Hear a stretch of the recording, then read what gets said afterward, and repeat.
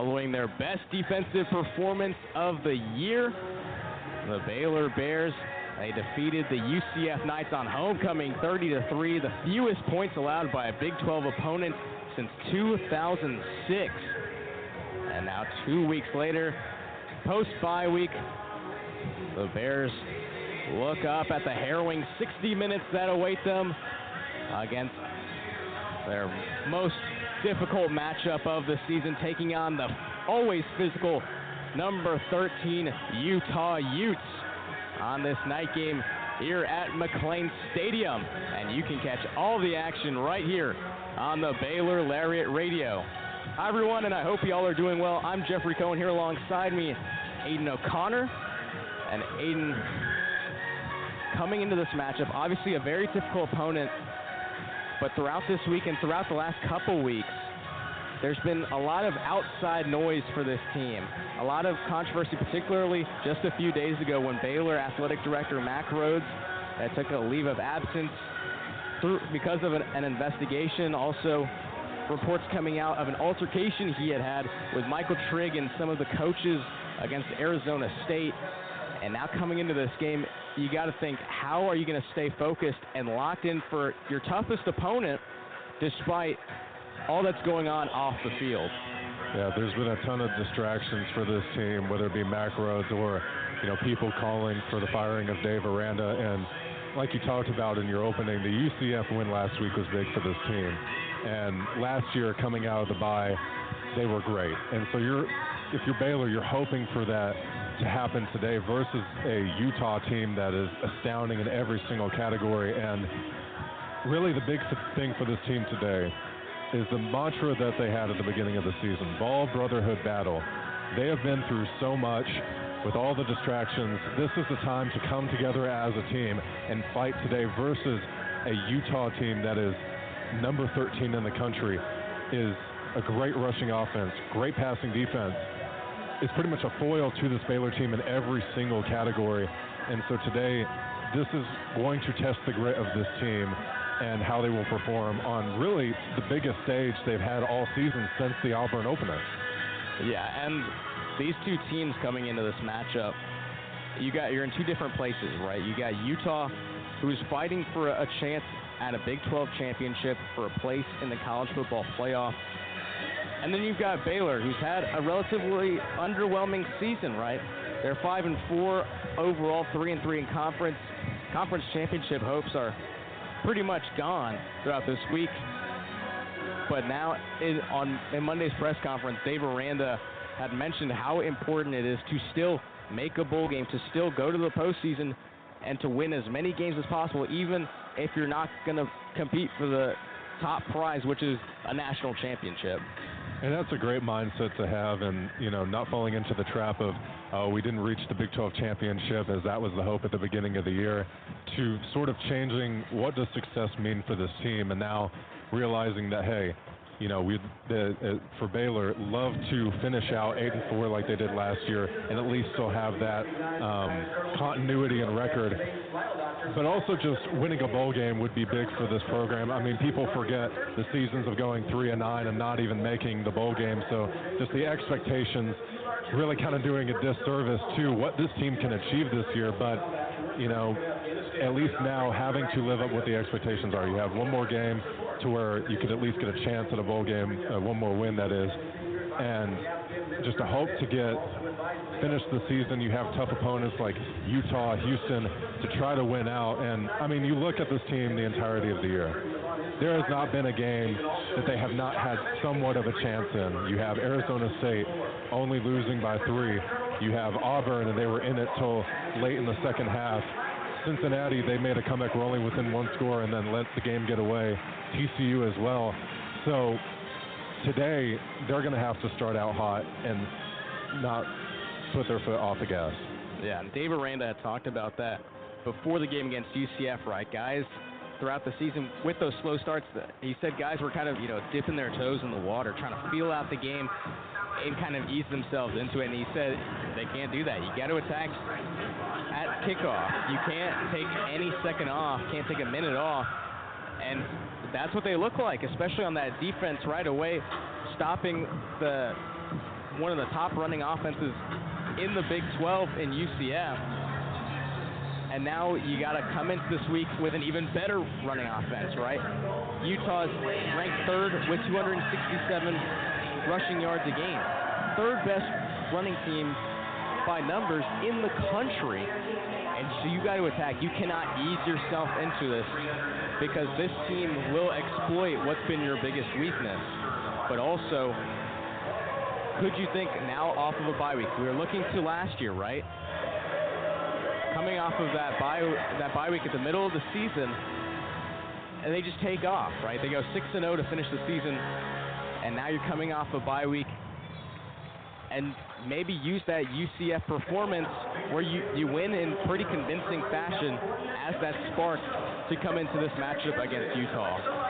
I mean, that UCF game was just so big, winning in such a dominating fashion, 30-3, and like you said, the defense today, you know, they have the lowest sacks in the Big 12, and their rushing defense has not been big either. So for them, faced a lot of criticism this year, and this is the game to show up and prove that they can play versus an opponent that is a run-heavy offense and an opponent that doesn't turn the ball over. And you have people, you know, in recent weeks like Jacob Redding getting more turnovers for Baylor, but that's something that they're going to have to do today, whether it be a fumble, an interception.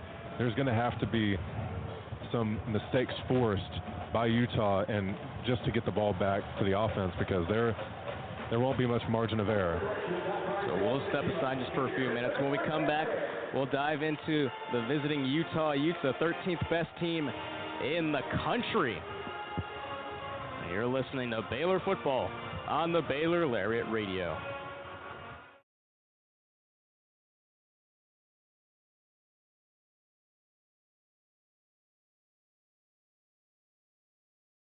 Stay informed and stay connected with Lariat TV News. Tune in to LTVN every Friday, your go-to source for everything happening on campus and around Waco. From breaking stories to exclusive interviews, we cover campus events, student life, sports updates, and more. By the students, for the students. Catch our latest broadcast every Friday afternoon on YouTube by searching Baylor Lariat TV News.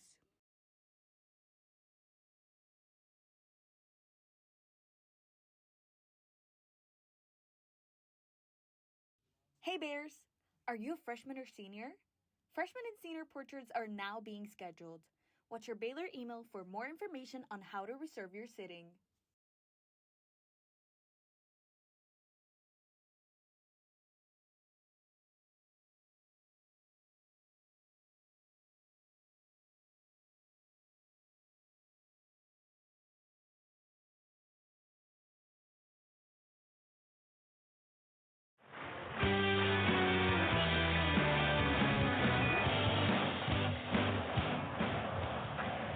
Well, under 15 minutes away from kickoff of the 6 p.m. kickoff here in McLean Stadium in Waco, Texas, overlooking the Brazos River, as the Baylor Bears will take on the number 13 Utah Utes.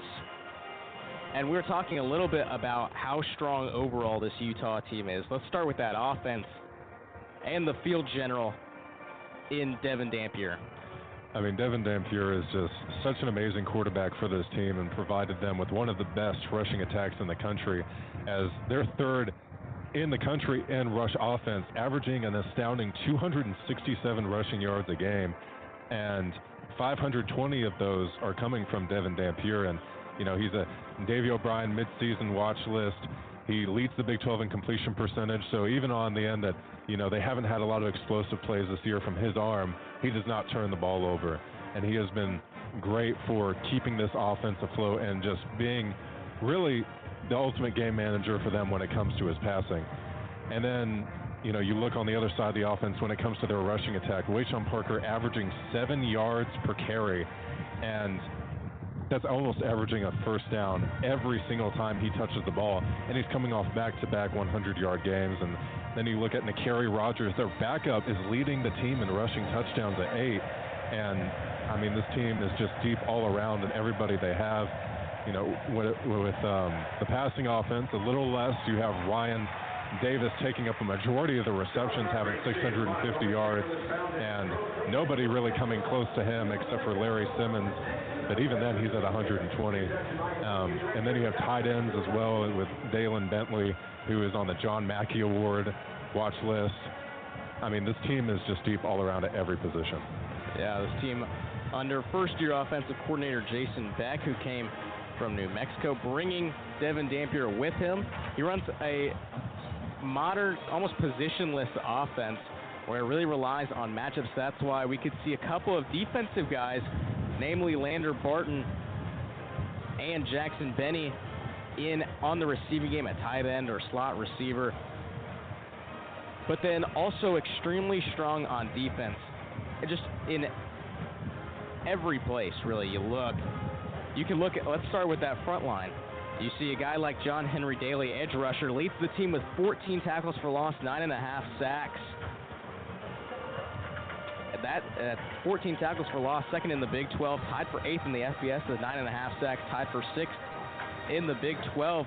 And that pass defense, 6th in the country, 157 yards per game. It's the second straight week that Sawyer Robertson and his guys will be dealing with a top-tier passing defense.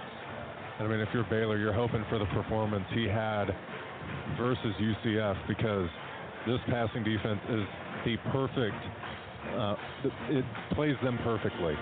And this passing offense for Baylor, it's going to have to be perfect today. There can be no mistakes, and there's going to have to be a lot more involvement from the wide receiving room, whether it be Ashton Hawkins, Josh Cameron, Cole Wilson, or Kobe Prentice. Yeah, and on Monday, Dave Aranda was asked about Bryson Washington, his health, how he was looking just after hampering injuries throughout the season. He said Bryson Washington looked really good. He said it was the best he's looked all season, so that could be something that the Bears try to exploit. Utah's run defense, 166th, in the FBS, 144 yards allowed per game. But we'll step aside just for a few more moments, and we'll come back. You're listening to Baylor Football on the Baylor Lariat Radio.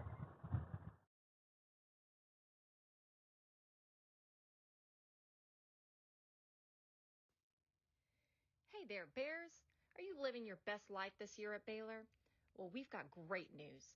The Baylor Roundup Yearbook has been right there with you, capturing those memories at every event.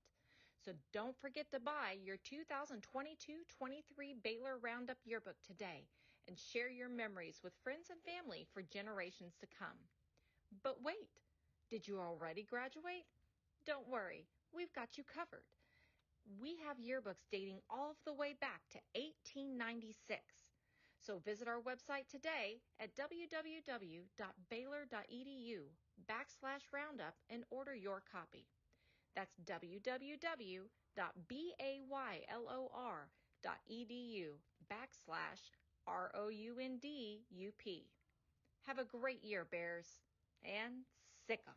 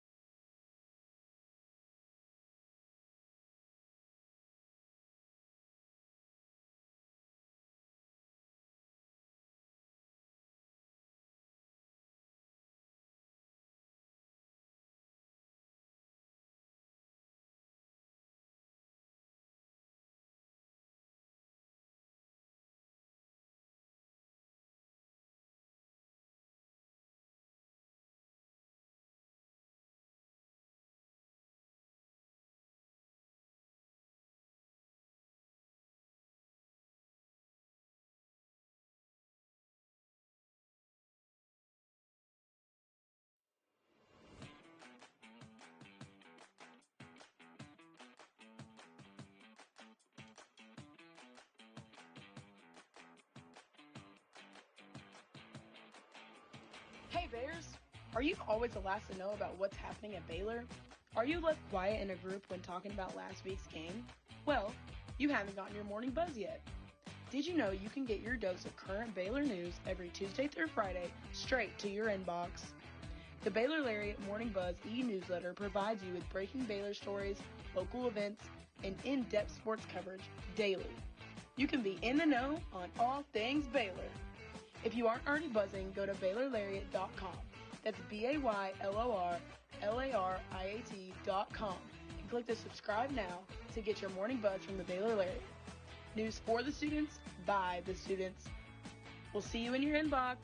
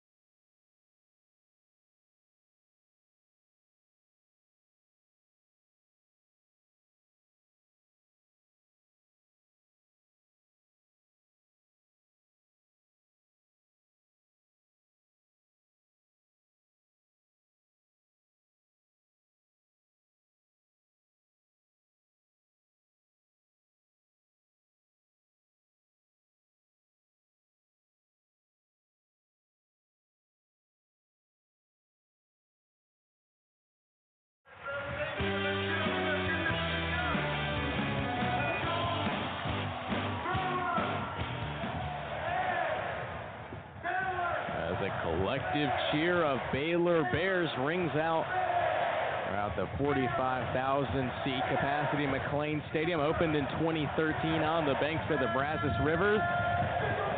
They gear up for a 6:05 kickoff between the Baylor Bears and the number 13 Utah Utes. Baylor line about to come out. But Aidan, just some keys for Baylor to emerge victorious and to at least remain competitive with such a physical and a domineering team like Utah. Yeah, I think the biggest point of emphasis for this offense today is of course Sawyer staying how he has been dominant just like he was versus UCF. But even the bigger point is getting the running game involved. Bryson Washington has had 5 games since he's had 100 yards, and you really need him to step up today. I know he's been battling injuries, but this offense needs him to have an 100-yard game today with multiple touchdowns. And then Caden Knighton, he had his greatest game of his freshman season so far versus UCF. You need to see that again. Michael Turner may be getting some involvement. So that rush game needs to be stout today, because while Sawyer and Michael Trigg and them might connect a lot, that defense, passing defense for Utah is exceptional. And then you look at even outside of Trigg and Robertson in the passing game, Josh Cameron's only 100-yard receiving game this year was versus SMU. And he needs to show out today. You have Cole Wilson, Ashton Hawkins, Kobe Prentice. These guys need to be used down the field more today, as we were talking about during the break, and just push those safeties back, create more open field looks for Trigg, as if they're worried that Sawyer's going to go down the field to Wilson or Prentice. And so that today, and not being conservative coming out of the gate, as Spavital has had a tendency to do this year, just really coming out hot, and you basically have to score on every drive if you're Baylor versus this defense. Yeah, and I think if you're Sawyer Robertson, you got to really look to the Utah safeties. Nate Ritchie, the free safety, and Teo Johnson, the strong safety, both with good performances last year against Baylor. Johnson with 2 tackles for loss and a 77-yard touchdown return that was on a blocked field goal. And then Nate Ritchie had a career-high 4 total tackles, a tackle for loss, as well as 1.5 third-down stops. And so you got to take those guys out of the game. You got to be able to blow the top off this defense, and you got to really go to your speed guys. Like you said, guys like Ashton Hawkins and Cole Wilson, that have shown that they can really be great threats down the field because of how athletic and speedy they are, which will then open the gates and open that middle of the field for Michael Trigg, their best receiver. So now as both teams come out onto the field, we're going to go into our starting lineups for the Baylor offense. The man on campus, Sawyer Robertson under center as the quarterback, Bryson Washington RB1, Michael Trigg, one of the best tight ends in the country, if not the best tight end in the country. Josh Cameron out wide, as well as Cole Wilson and Ashton Hawkins. And don't forget Kobe Prentice with 6 touchdowns on the season. That's tied for the team lead for receiving touchdowns. At left tackle, Sean Tompkins, as well as Ryan Langell, Colton Price, Omar Ibedion will be the right guard, and Caden Saraki, the right tackle. And then for that Baylor defense, at cornerback, you have Tevin Williams and LeVar Thornton. LeVar Thornton leading this team with 5 pass breakups. Safeties, you have Jacob Redding and Devin Bobby. At your linebackers, you got DJ Coleman, Kylan Reed, and the man who's leading this defense, Keaton Thomas. Your edge rushers, Matthew Fobbs White on the weak side, Devontae Tesno on the strong side, and the tackles down the middle, Jackie Marshall and DK Kalu. And for the visiting Utah Utes on offense, Devin Dampier leading the offense. Running back Wayshawn Parker, who leads the team with 77.4 all-purpose yards per game. Tight end Dalen Bentley, and wide receiver Ryan Davis holding down that receiver room. Then from the O-line, from left to right, Caleb Lomu, Tanoa Togiai, Jaron Kump, Michael Mokofisi, and Spencer Fano.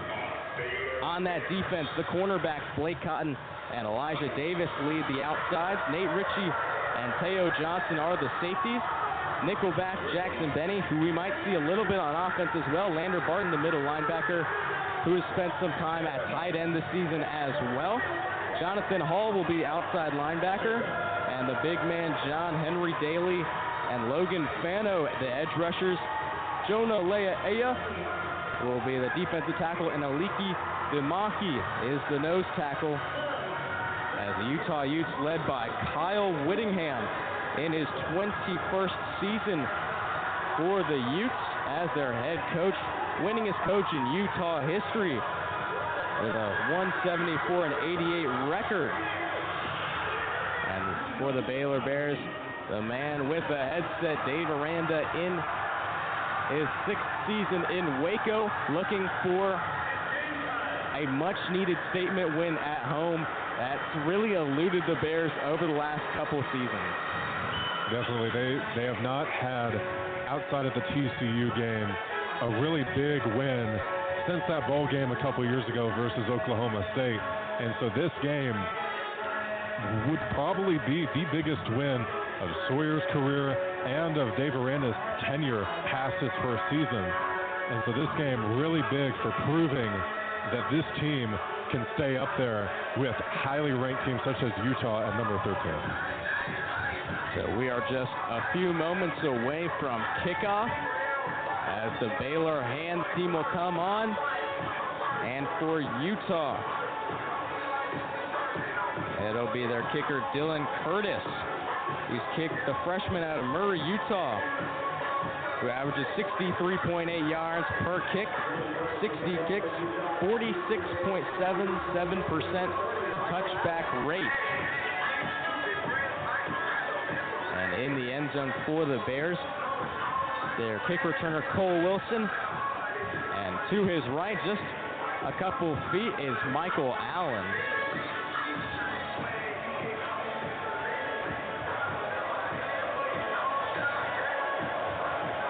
Curtis sends it forward, and we are underway. Fielded by Cole Wilson at the 4-yard line. To the left side, cuts towards the left sideline, will be taken down just past the Bears' 20-yard line. And out comes the Baylor offense. Now this drive is imperative to, in past games, they've gotten down the field on these first drives and then they stall out near the red zone. And so for today, them not just getting a field goal or stalling out after a 4th down, getting a touchdown is imperative here. Sawyer Robertson, 5th in the nation in passing yards, as well as tied for first with passing touchdowns. Was tied with Indiana's Fernando Mendoza. Handoff to Bryson Washington up the middle. He's got some room. Breaks a couple tackles, and he's down just shy of the 40-yard line. Dave Aranda said it. He's looked the best he has all season. That's definitely one of his best runs.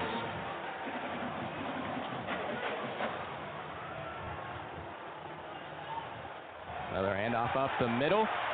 Bouncing around a couple defenders and gets a good chunk of about 7 on first down. Bryson Washington getting shot out of a cannon right away. Hurry up offense. Takes the handoff. Screen to Cole Wilson, who's wrapped up behind the line of scrimmage. That's number 16, Blake Cotton. Cotton had 1 tackle and a pass breakup in the Utes' last game 2 weeks ago against Cincinnati. They had a bye week just like Baylor. 2 receivers to the right, 2 to the left. Robertson surveying the field. He'll go downfield. He has a man open, and it's off the hand of Michael Trigg down the sideline. Had him wide open, but couldn't get the connection. And that was it right there, a pass down the field that if Michael Trigg caught that, there was nobody that was going to catch him. And I think there Michael Trigg just trying to catch it one-handed like he has the past couple weeks, but they're just needing to catch it with 2 and secure it, and maybe a little too far forward from Sawyer Robertson on the pass. So Palmer Williams, the Bears punter.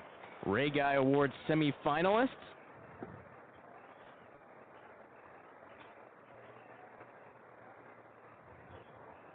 Sends a high punt down the field.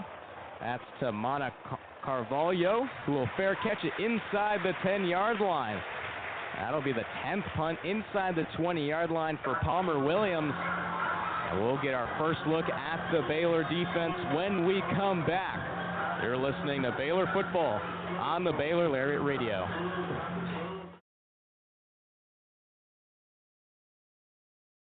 Hey Bears! Are you a freshman or senior? Freshman and senior portraits are now being scheduled. Watch your Baylor email for more information on how to reserve your sitting. After a quick transition for the offense and defense, Devin Dampier inside the 10-yard line, hands it off on the jet sweep. Running to the outside and pushed out of bounds.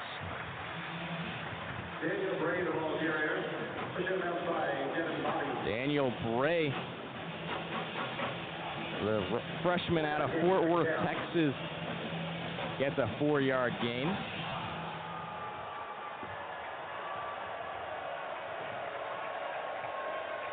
Dampier looking downfield, rolls to the right, throws, has a man open, it's caught.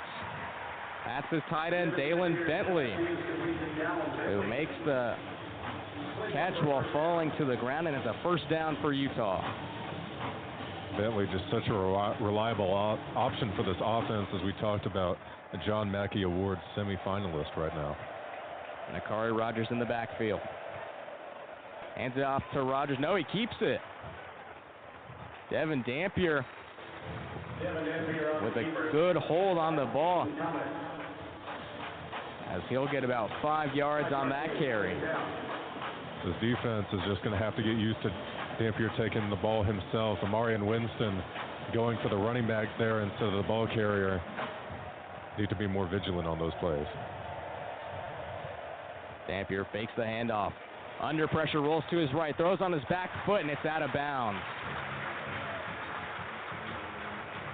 Tried to find Nakari Rogers on the wheel route down the sideline, but it'll be 3rd down and 5 for the Utah offense. Great coverage on that play by Kylan Reed, making sure that that pass is not completed. Bears donning the all-white with a camo decal on the helmets for salute to service. Audible at the line of scrimmage from Dampier. 2 running backs alongside him. Motions Davis. Looking downfield, evading pressure. Under pressure, rolling to his right, throws on his back foot, and there's no one home. Amarian Winston all up in Dampier's business in the backfield, forcing the incompletion, and that'll bring on the punt squad. And a lot of times during this drive, this Baylor defense getting pressure, which we talked about at the beginning, has been a sore spot for this defense the entire year, not even having double-digit sacks. And so for this drive, for them to be able to get pressure on Dampier was great for their defense. So Orion Phillips, the sophomore out of Australia. This one way high. Right to Josh Cameron, who doesn't fair catch. He's got some room up the middle. Trying to push his way forward, and he'll be taken down at the 35-yard line. A good return for Josh Cameron, and we'll get another look at the Bears offense, hoping to find themselves in Utah territory when we come back. You're listening to Baylor Football on the Baylor Lariat Radio.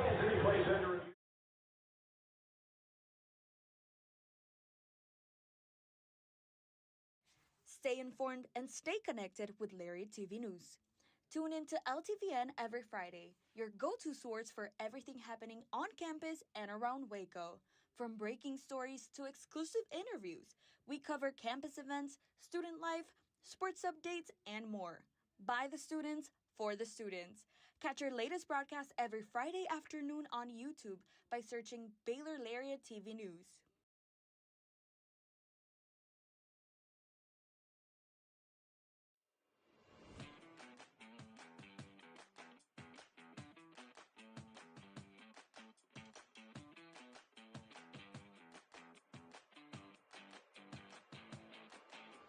Hey Bears! Are you always the last to know about what's happening at Baylor? Are you left quiet in a group when talking about last week's game? Well, you haven't gotten your morning buzz yet. Did you know you can get your dose of current Baylor news every Tuesday through Friday straight to your inbox? The Baylor Lariat Morning Buzz e-newsletter provides you with breaking Baylor stories, local events, and in-depth sports coverage daily. You can be in the know on all things Baylor. If you aren't already buzzing, go to BaylorLariat.com. That's BaylorLariat.com and click the subscribe now to get your morning buzz from the Baylor Lariat. News for the students, by the students. We'll see you in your inbox.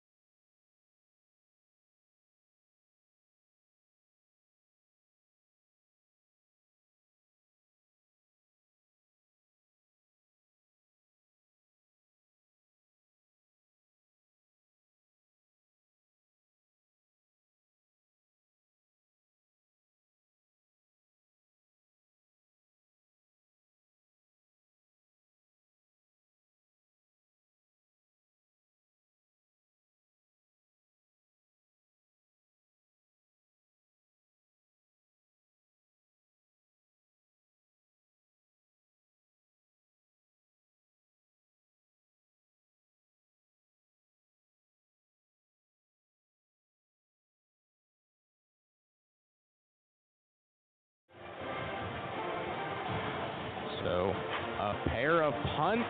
We've seen both teams go back and forth. Bears looking to sustain more of a drive than they did the first time. Bears coming out. Had a great start of the drive with a lot of runs from Washington, and then drop passes and negative plays ultimately led to them having to punt. One safety deep. Robertson in the pocket. Looks to his right. It's tipped and incomplete behind Cole Wilson. But that's the type of play right there that is so good for this Baylor offense. Those slants down the middle with Cole Wilson, and he can get big chunk plays from that. So unfortunate for the Baylor offense that was tipped. Looked like that was tipped by Logan Fano. Two receivers both ways. He runs up in the pocket. He's going to tuck it and slide. Gets hit after sliding, but no flag will be thrown. Baylor's sideline not happy about it. Yeah, that one was close there. Like he was already going to make the tackle, and maybe with Sawyer trying to juke him out, maybe the refs gave the linebacker a little leeway there. They're all throwing their hands up in the air, trying to get the flag thrown. Fakes the handoff to Washington down the field on the sideline. It's caught. Ashton Hawkins taken down just short of the Utah 20-yard line, and the Bears are in business. And there you go, those plays down the field showing the arm strength of Sawyer Robertson. Those type of plays this offense needs to run more. Looks to his left and just spikes that into the turf. Robertson was under pressure. It'll be second down and 10. 10:39 remaining in this first quarter. Now in a complete reversal of that play going down the field are those behind the scrimmage passes, which, like in the first drive, just haven't been successful this year for the Baylor offense. And off to Washington, trying to bounce it to the left side, but he'll be met right at the line of scrimmage. And he'll end up losing a yard on that run.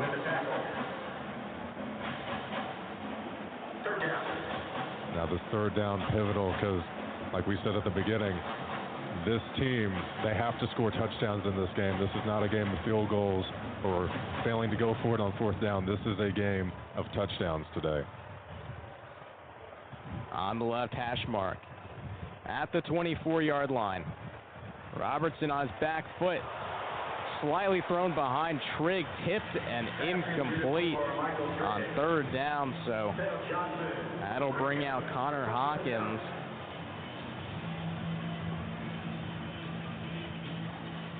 Connor Hawkins been really good this year, only missing 2 field goals so far.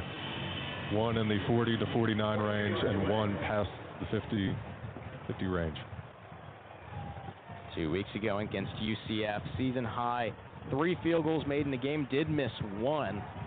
The kick is up, and it is wide left. No good from Connor Hawkins, his 3rd missed field goal of the season. As we remain scoreless with just under 10 minutes remaining in the first half here at McLean Stadium. You're listening to Baylor Football on the Baylor Lariat Radio.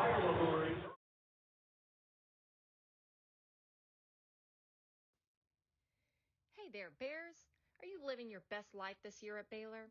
Well, we've got great news. The Baylor Roundup Yearbook has been right there with you, capturing those memories at every event.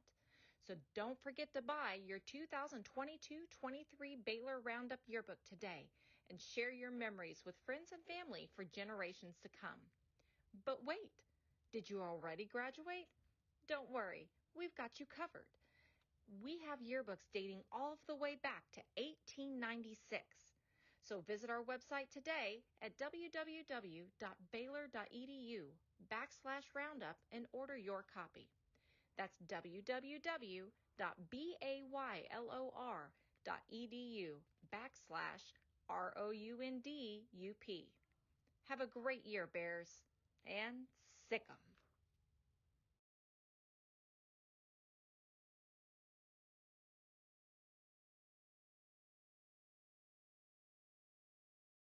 Stay informed and stay connected with Lariat TV News.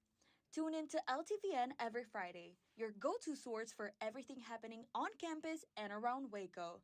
From breaking stories to exclusive interviews, we cover campus events, student life, sports updates, and more. By the students, for the students. Catch our latest broadcast every Friday afternoon on YouTube by searching Baylor Lariat TV News.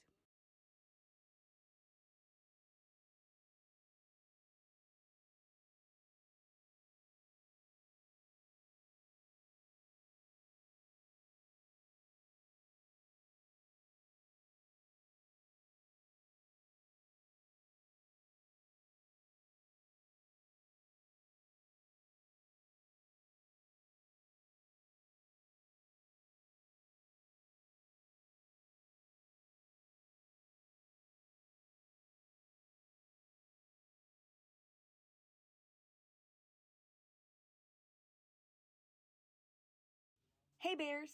Are you a freshman or senior? Freshman and senior portraits are now being scheduled.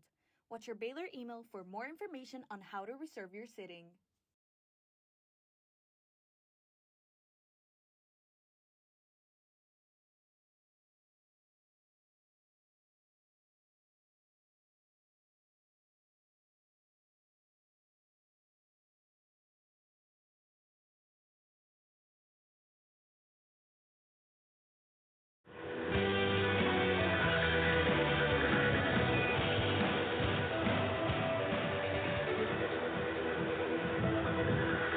The sun has set over Waco, Texas and McLean Stadium as we are scoreless through the first 5 minutes of the Saturday night matchup between Baylor and Utah. For those tuning in, I'm Jeffrey Cohen here alongside me, Aidan O'Connor.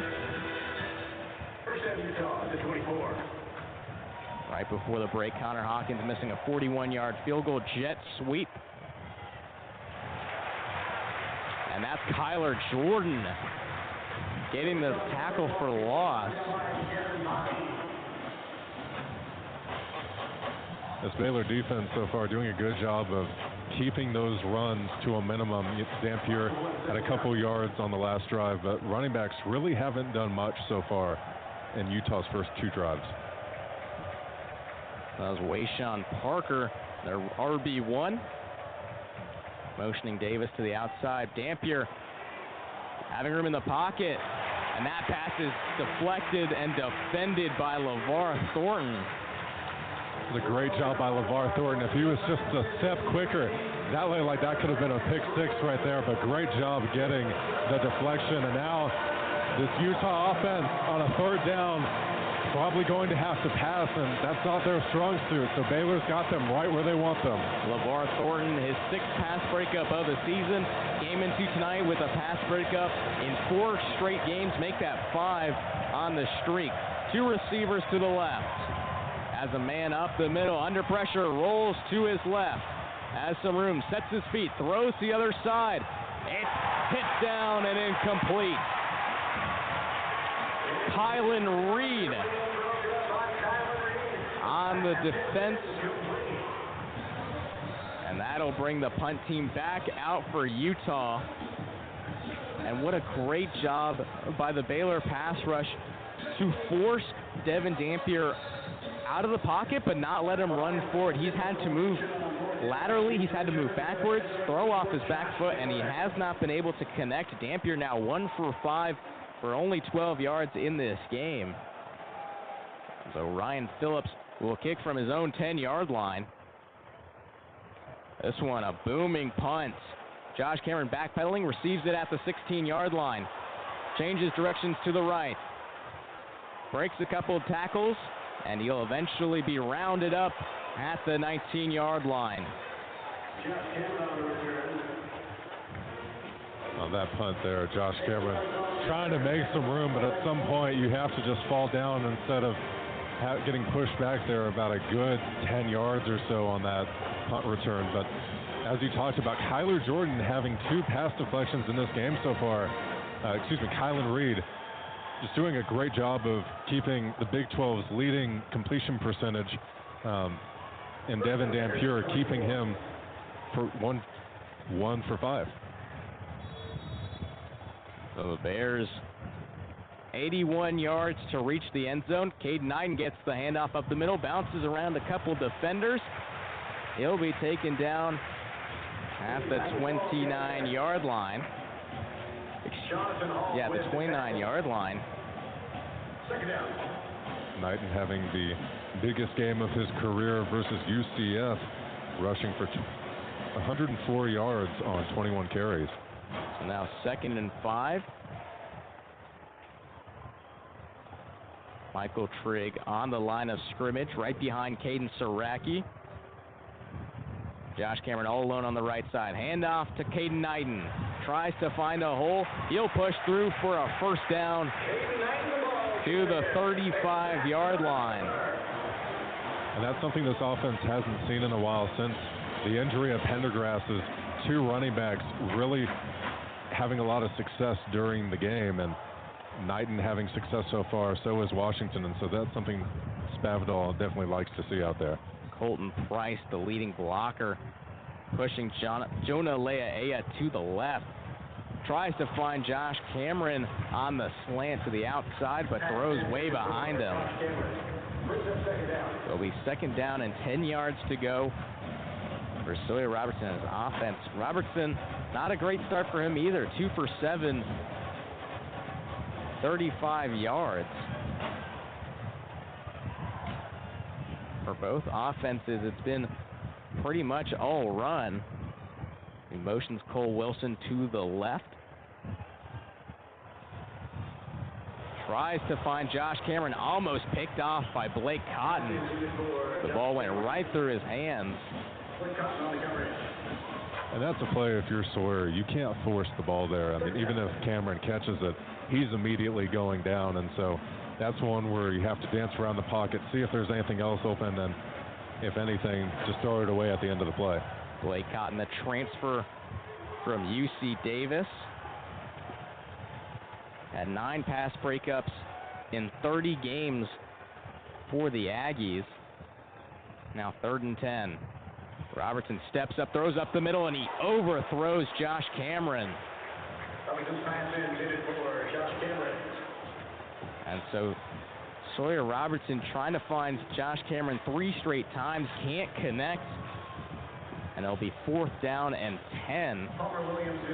We'll get to see Palmer Williams once again.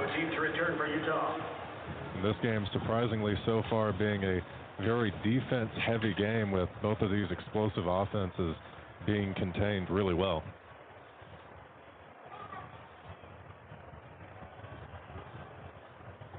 Williams sends a line drive. That'll be fair caught by Carvalho. That'll be just short of the 25-yard line at Utah's own 24. So we'll step aside just for a few moments, and we'll be back. And you're listening to Baylor Football on the Baylor Lariat Radio.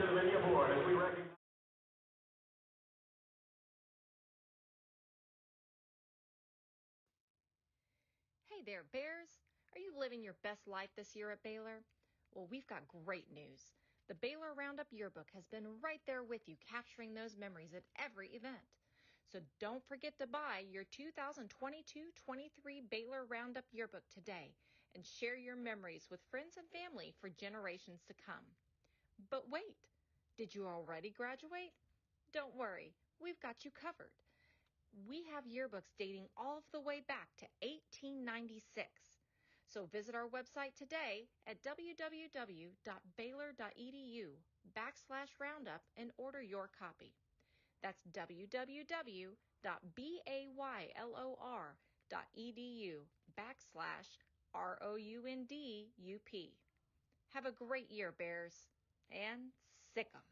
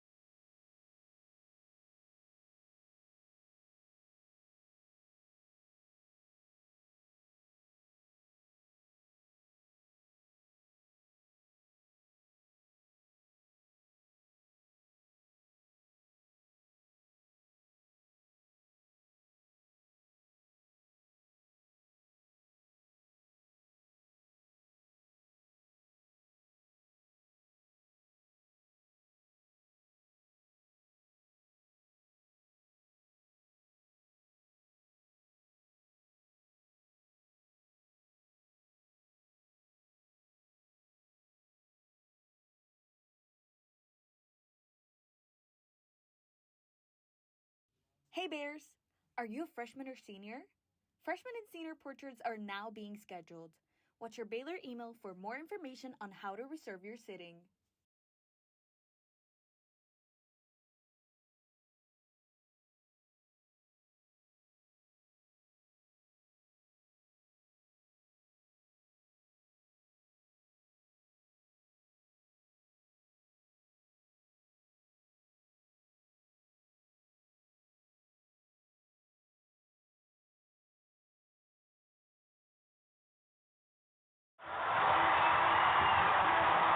McLean Stadium making some noise, trying to urge on their defense. Has had the Utah's offense numbers so far. Devin Dampier 1 for 5 for 12 yards. They're running 3 attempts, 8 yards. Devin Dampier, the leading rusher, as they'll run it to the left side. A couple of extra shoves, and Wayshawn Parker will get about 8 yards on first down. It was interesting, those first couple of drives for Utah not using Wayshawn Parker, but they use him right there and get a big chunk of yardage, and probably see a lot more of him throughout this entire game. Wayshawn Parker coming into tonight, 7 yards per carry. That's 4th in the Big 12, 22nd in the nation. They go back to him, and he gets just enough to move the sticks. And that's something this offense has to rely on for Utah throughout the entirety of this game. Because, as we talked about, Dampier only 1 for 5, and this offense is run heavy, and while Baylor's contained them so far, it will be a war of attrition down there in the trenches. Dampier out of the shotgun. Fakes the handoff to Parker, and he's taken down. That's Amarian Winston, who leads the team now with 3 sacks. And that's Baylor's 10th team sack of the season. Aidan said in the pregame, they ranked dead last in the Big 12. First, or the only team that hadn't reached double digits. Well, there they are right there, now at double digits here in Week 12. Direct snap to Dampier. Throws it down the middle as a man. Dampier's pass complete to J.J. Buchanan. J.J. Buchanan. And an interesting play call right there. You had the snap right to, you had Devin Dampier in the shotgun. Looked like he was just going to tuck it and run with it. Stops on a dime, finds Buchanan right down the middle for his first reception on the night. Handoff up the middle. Wayshawn Parker bouncing to the left side. He's taken down. And as we talked about, that Amarian Winston sack is really big, as this Utah offensive line allows under 1 sack a game, is allowing only 0.78 sacks a game. So that pressure that Amarian Winston is having on Devin Dampier has been really impressive so far. Direct snap to Wayshawn Parker. He'll be met right at the line of scrimmage. And Devin Bobby, second straight tackle. He leads this entire game with 5 tackles. Coming into today's game, had a great 4-game stretch, his best of the season. Had 7 tackles against K-State and TCU. A season high 9 against Cincinnati, as well as a pass breakup.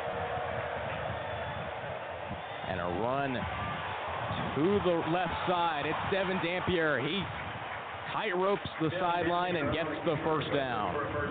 Devin Bobby was there early, looking like he was going to make the stop, but Wayshawn Parker just stiff-arming him into the ground, and now Utah has the first down. Now at the Baylor 34-yard line. Clock running, just under 4 minutes left in the first quarter. Run up the middle with Parker. And he'll get down to the 30-yard line for a gain of 4. And those plays, those deceptive plays where Dampier takes it for himself, have seemed to be really the most productive plays for this Utah offense and what has gotten them down here. Really the first drive that they've planned to use Dampier's legs until they call up Now 2nd and 6. Handoff to Parker. He'll be taken down a yard short of the line to gain, so it'll be 3rd and 1 at the Baylor 25-yard line. And this is a pivotal 3rd down, and even if you stop them, you don't have to worry that much about the kicker for Utah, as he's 9 for 13 on the year. And so this defense, if they can stop him, there's a good chance that their kicker messes up, just like Connor Hawkins did on that couple drives ago. Baylor looking to beef up at the line of scrimmage. Dampier fakes the handoff on his back foot, has a man wide open into the end zone. Touchdown, Utes. Tight end Dalen Bentley.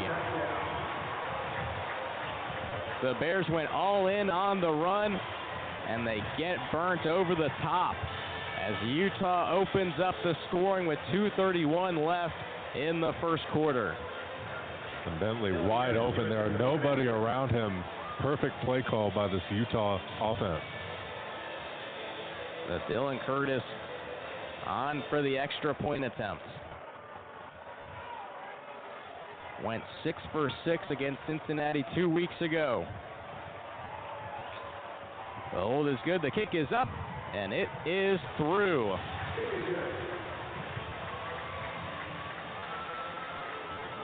And the touchdown throw to Dalen Bentley will cap off the 10-play, 76-yard drive for Utah as they take a 7-0 lead. 2.5 minutes left here in McLean Stadium.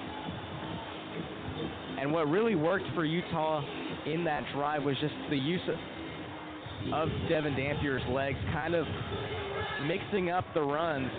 They had mainly just gone to Wayshawn Parker or give it to Daniel Bray on a jet sweep. So they kept that Baylor run defense on their toes that drive, and it really paid dividends. No, it really did, and that's what opened up the touchdown play right there. Was they had run it so many times that on a 3rd and 1, of course you think they're going to run it again because they've just gotten so many chunk plays from it, and that's where they trick you. And that's how Dalen Bentley got so wide open there, as they were all in on the run on that 3rd down.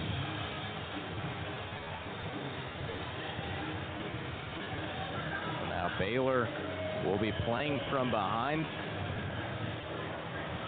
Their goal really is you got to limit the time that you're trailing. You can't play or force that offense to go into hero mode and have Sawyer Robertson be the guy to lead this offense and just almost feel forced to be perfect and play that hero ball that they've been doing almost all season. And I think that's what made that UCF win so refreshing for them, is that they didn't have to fear or to stress about having to come back and be practically perfect. But now they're trailing by a touchdown. Michael Turner in the game in the backfield. Robertson in a clean pocket. Finds a man down the middle. It's Ashton Hawkins. Works his way to the right, and he'll fall down just short of the 40-yard line. And those were the type of plays we were talking about during the break. Just getting Sawyer some quick, easy passes, getting him into a rhythm, as now he's 3 for 10. And there will be a flag thrown.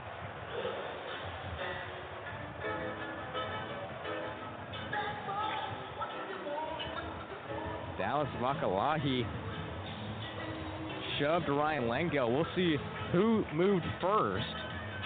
Vakalahi motioned that it was Baylor. Here's the call.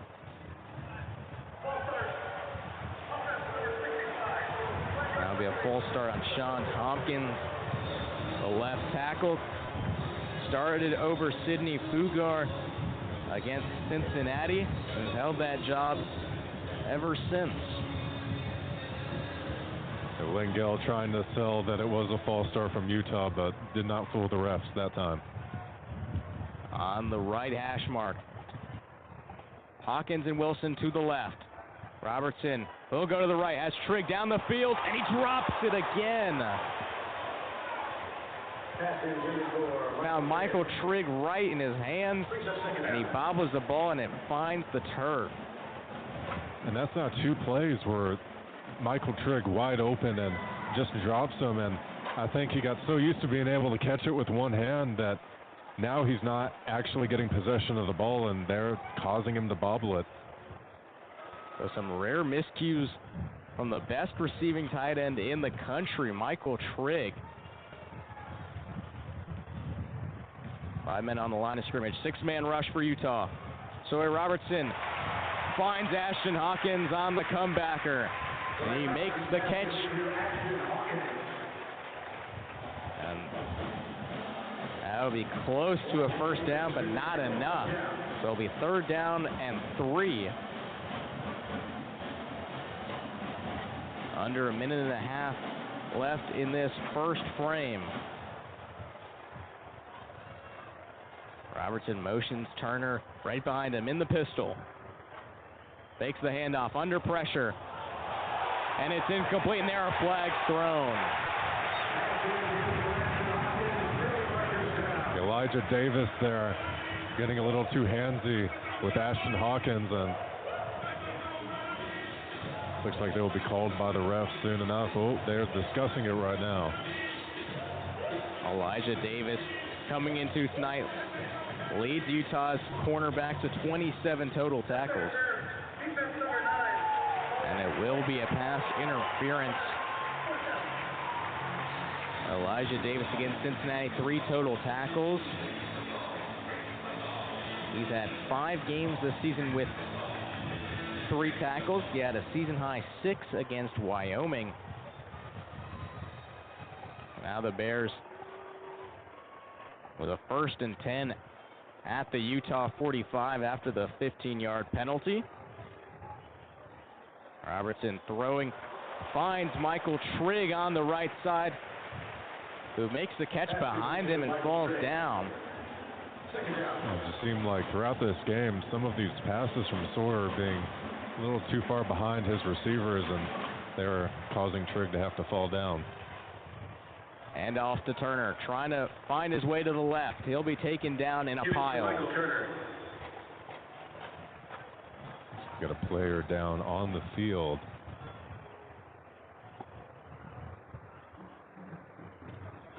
Looks like it might be a Baylor offensive lineman.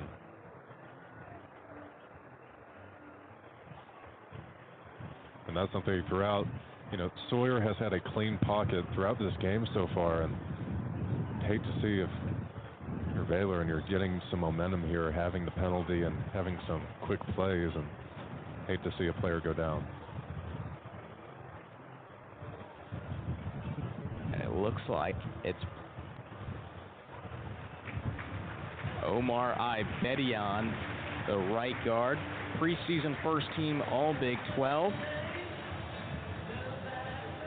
But he gets up and he'll walk off the field on his own strength. A good sight for Baylor fans.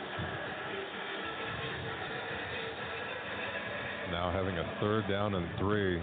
We've known Aranda's been aggressive this year once he gets past midfield, so I wonder if in his and Spavital's mind, is this 4-down territory right now?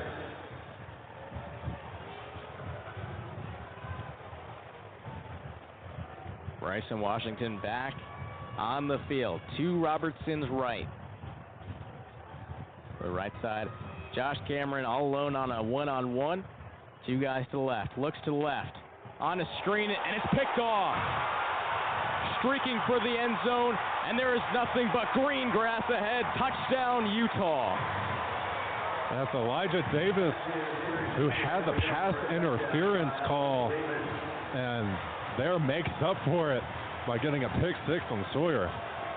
And it's been a difficult day for Robertson, just being able to hit his spots. He struggled with his accuracy, and right there found the hands of Elijah Davis, who gets his first interception of the season. 65 yards.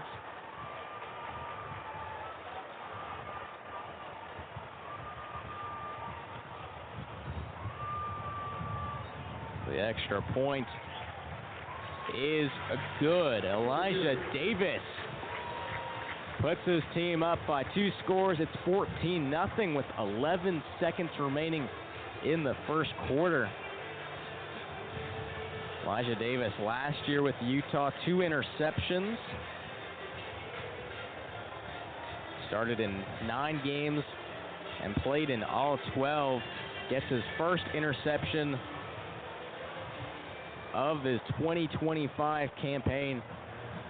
And now this is a familiar sight for that Baylor offense. You're now down by 2 scores early. And this is the time we're going to see a lot of hero ball. But with how Sawyer Robertson's been throwing, it just doesn't seem like it's going to work the same way it has for most of the season. I think you're going to have to go to that run game. You're only in the first quarter, at the end of the first quarter. So I think you just got to go back to the ground. It's been working. Bryson Washington had a great first drive. And you just got to hand him the rock. He's looking good. He's looking as healthy as ever this season. Definitely having to get the run game going and not leaving it and being pressured into, hey, we're down 2 scores, we're just going to have to chuck it downfield. Because that is what has gotten Sawyer into these predicaments is throughout this first quarter, there's been so many passes that he just seems to be forcing on those slant routes. That was a team 9th interception on the season. Ball lands in the end zone, and it'll be a fair catch signaled by Cole Wilson. So the Bears will get the ball at the 25-yard line. And it's just been a lot of miscues in the pass game. Sawyer Robertson missing guys. Michael Trigg dropping some passes, eventually culminating in a 65-yard pick 6. Kobe Prentice on the field in the slot.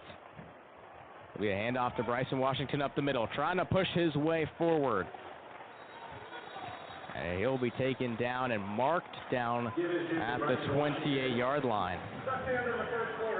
So that'll do it for the first quarter. And it has not gone the Bears' way. They trail 14-0 on a Dalen Bentley receiving touchdown and a 65-yard pick 6 from Elijah Davis. We'll return with the second quarter from McLean Stadium. You're listening to Baylor Football on the Baylor Lariat Radio.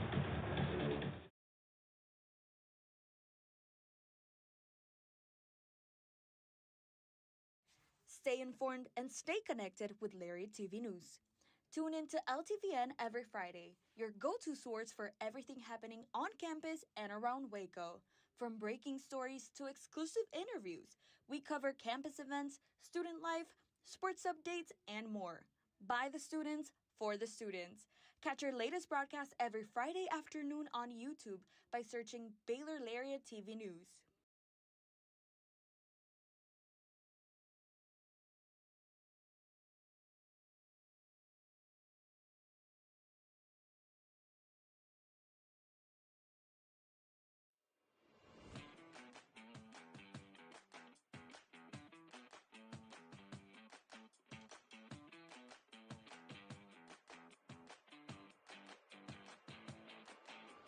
Hey Bears, are you always the last to know about what's happening at Baylor? Are you left quiet in a group when talking about last week's game? Well, you haven't gotten your morning buzz yet. Did you know you can get your dose of current Baylor news every Tuesday through Friday straight to your inbox? The Baylor Lariat Morning Buzz e-newsletter provides you with breaking Baylor stories, local events, and in-depth sports coverage daily. You can be in the know on all things Baylor. If you aren't already buzzing, go to BaylorLariat.com. That's BaylorLariat.com and click the subscribe now to get your morning buzz from the Baylor Lariat. News for the students, by the students. We'll see you in your inbox.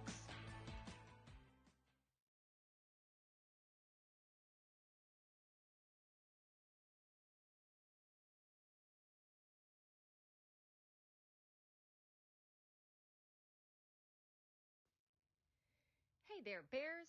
Are you living your best life this year at Baylor? Well, we've got great news. The Baylor Roundup Yearbook has been right there with you, capturing those memories at every event. So don't forget to buy your 2022-23 Baylor Roundup Yearbook today and share your memories with friends and family for generations to come. But wait, did you already graduate? Don't worry, we've got you covered. We have yearbooks dating all the way back to 1896. So visit our website today at www.baylor.edu/roundup and order your copy. That's www.baylor.edu/ROUNDUP. Have a great year, Bears, and sick 'em.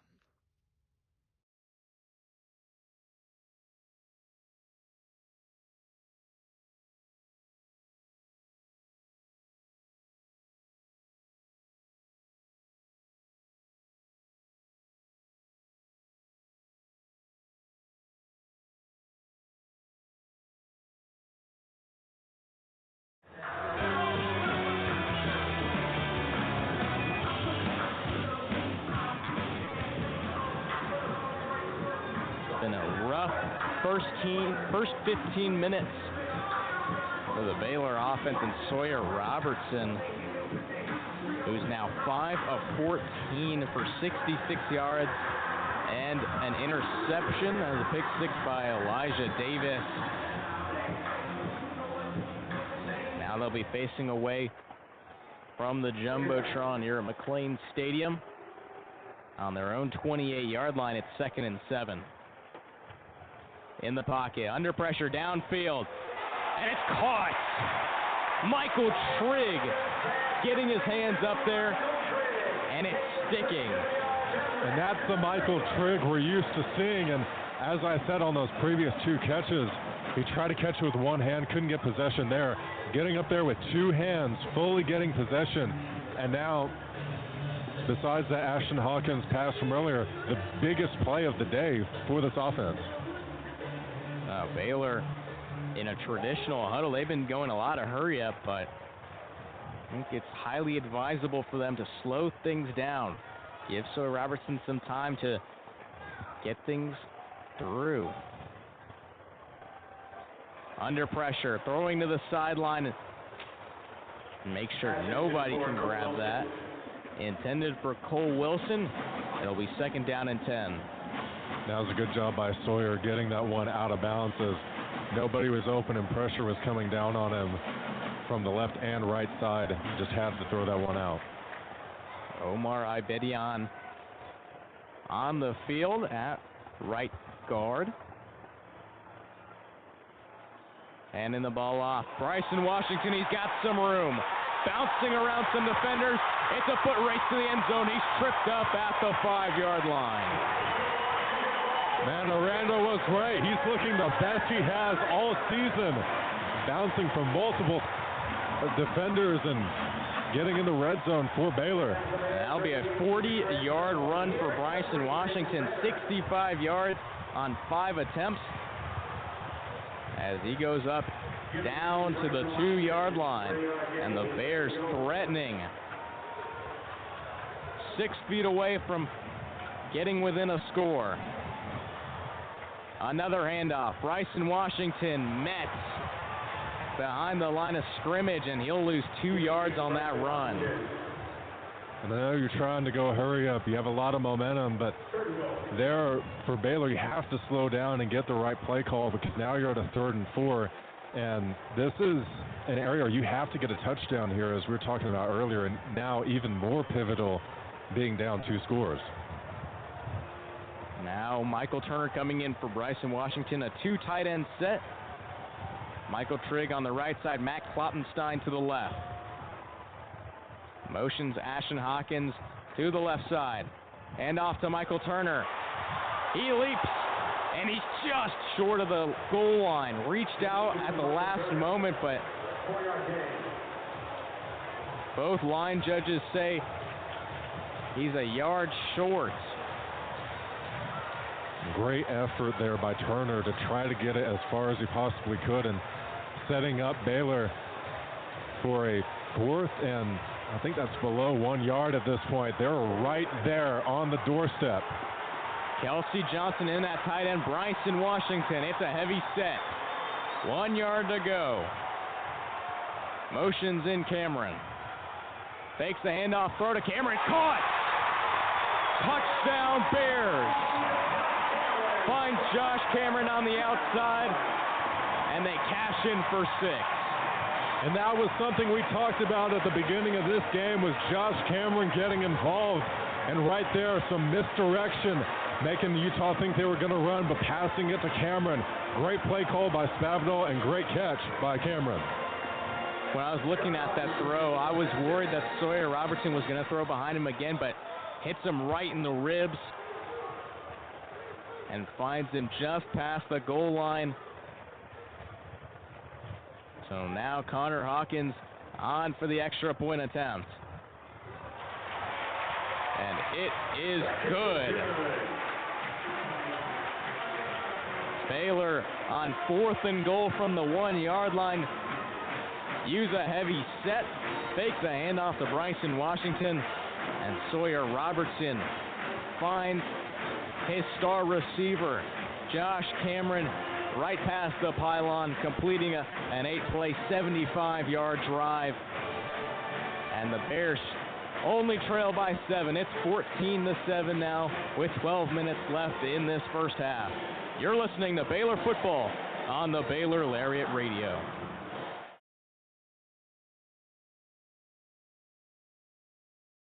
Stay informed and stay connected with Lariat TV News. Tune in to LTVN every Friday, your go-to source for everything happening on campus and around Waco. From breaking stories to exclusive interviews, we cover campus events, student life, sports updates, and more. By the students, for the students. Catch our latest broadcast every Friday afternoon on YouTube by searching Baylor Lariat TV News.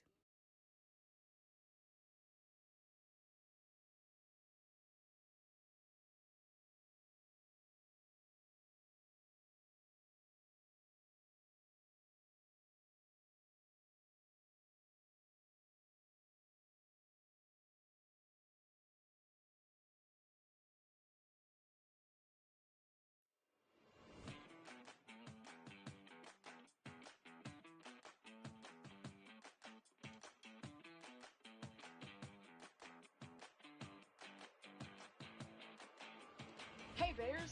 Are you always the last to know about what's happening at Baylor? Are you left quiet in a group when talking about last week's game? Well, you haven't gotten your morning buzz yet. Did you know you can get your dose of current Baylor news every Tuesday through Friday straight to your inbox? The Baylor Lariat Morning Buzz e-newsletter provides you with breaking Baylor stories, local events, and in-depth sports coverage daily. You can be in the know on all things Baylor. If you aren't already buzzing, go to BaylorLariat.com. That's BaylorLariat.com and click the subscribe now to get your morning buzz from the Baylor Lariat. News for the students, by the students. We'll see you in your inbox.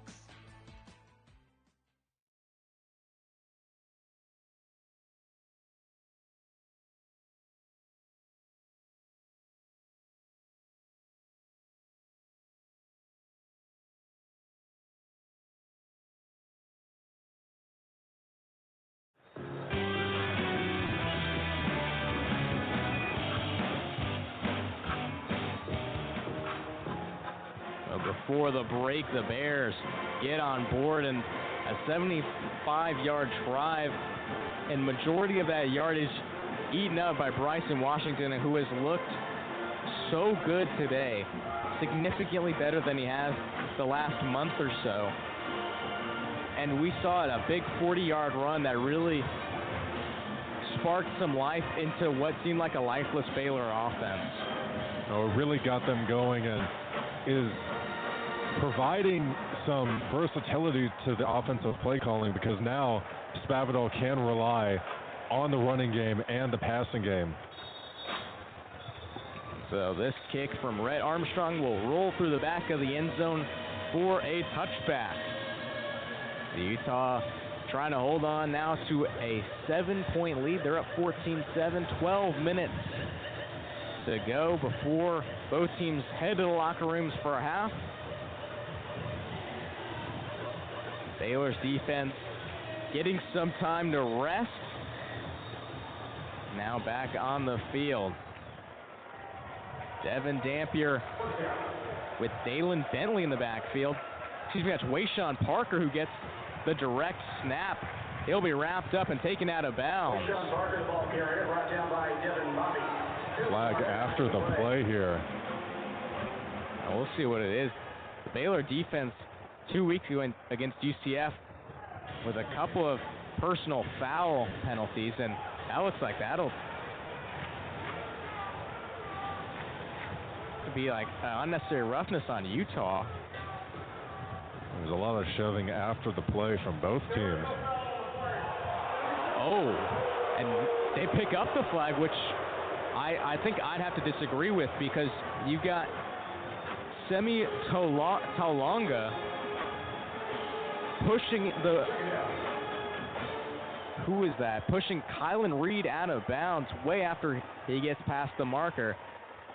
So Wayshawn Parker gets the handoff. He's a few yards short of the line to gain, so it'll be third down. This is where Baylor has to be careful, not trying to go all in on the run like a couple drives ago. They have to be prepared for a fake handoff or for the rush. They have to be ready here. 3rd and 2 from Utah's own 33-yard line. Under center is Bird Ficklin, the freshman out of Muskogee, Oklahoma. Gets the handoff. He'll run to the left. He's got room, and he breaks free. Streaking to the end zone. He will not be caught. Touchdown, Utah.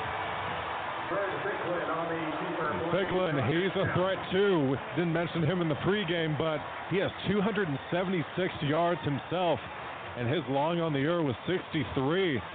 And that one right there, breaking his long for the year, was 67 yards for the freshman. He was the first Utah freshman quarterback with 5 rushing touchdowns in a season. Adds to that total, that's number 6, a 67-yard scamper.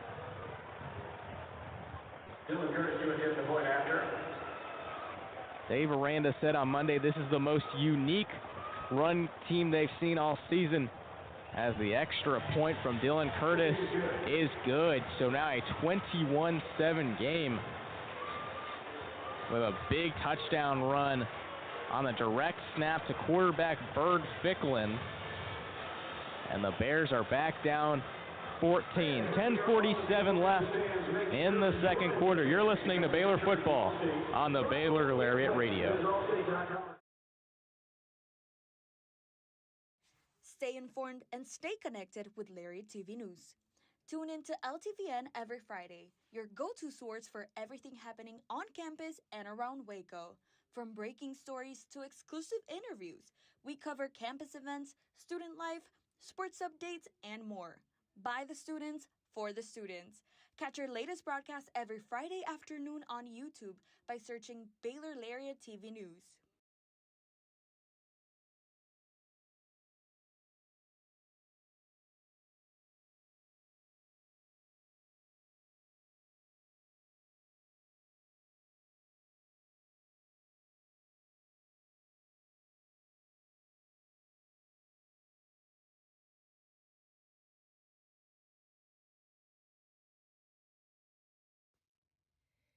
Hey there, Bears. Are you living your best life this year at Baylor? Well, we've got great news. The Baylor Roundup Yearbook has been right there with you, capturing those memories at every event. So don't forget to buy your 2022-23 Baylor Roundup Yearbook today and share your memories with friends and family for generations to come. But wait, did you already graduate? Don't worry, we've got you covered. We have yearbooks dating all the way back to 1896. So visit our website today at www.baylor.edu/roundup and order your copy. That's www.baylor.edu/ROUNDUP. Have a great year, Bears, and sick 'em.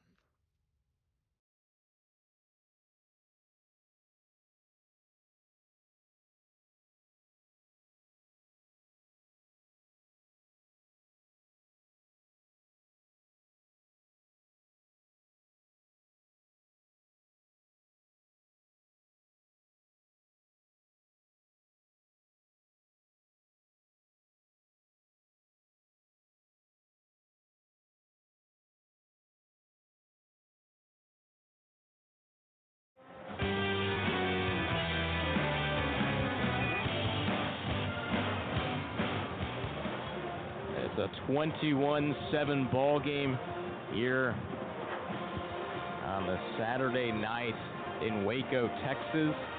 Utah up 21-7 on the Baylor Bears following a 67-yard touchdown run by backup quarterback Bird Ficklin, who added a 6th rushing touchdown of the season. First Utah freshman quarterback to do that.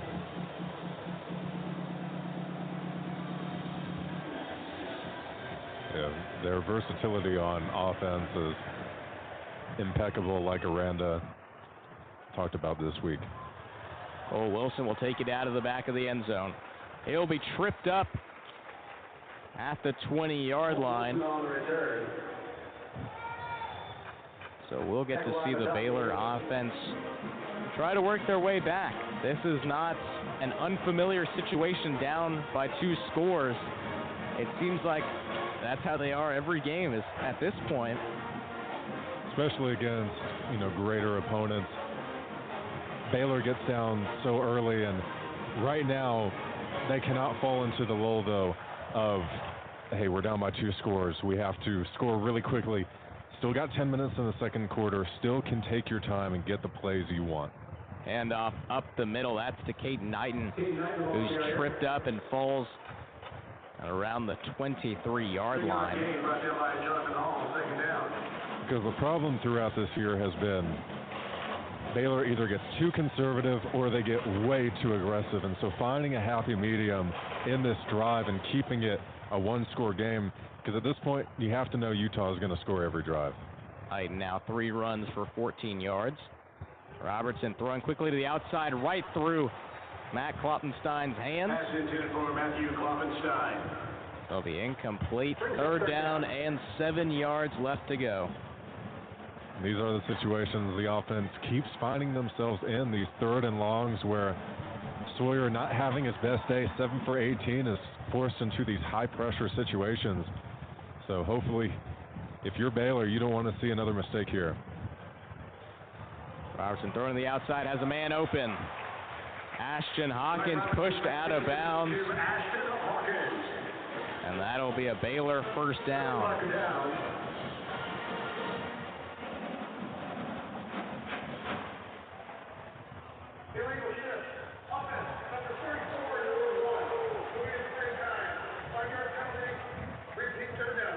So it'll be erased, an illegal shift on Josh Cameron.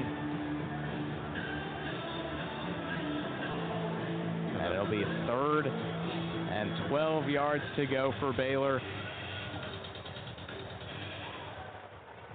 Can't shoot yourself in the foot when you're behind by 2 scores like this. On their own 18-yard line.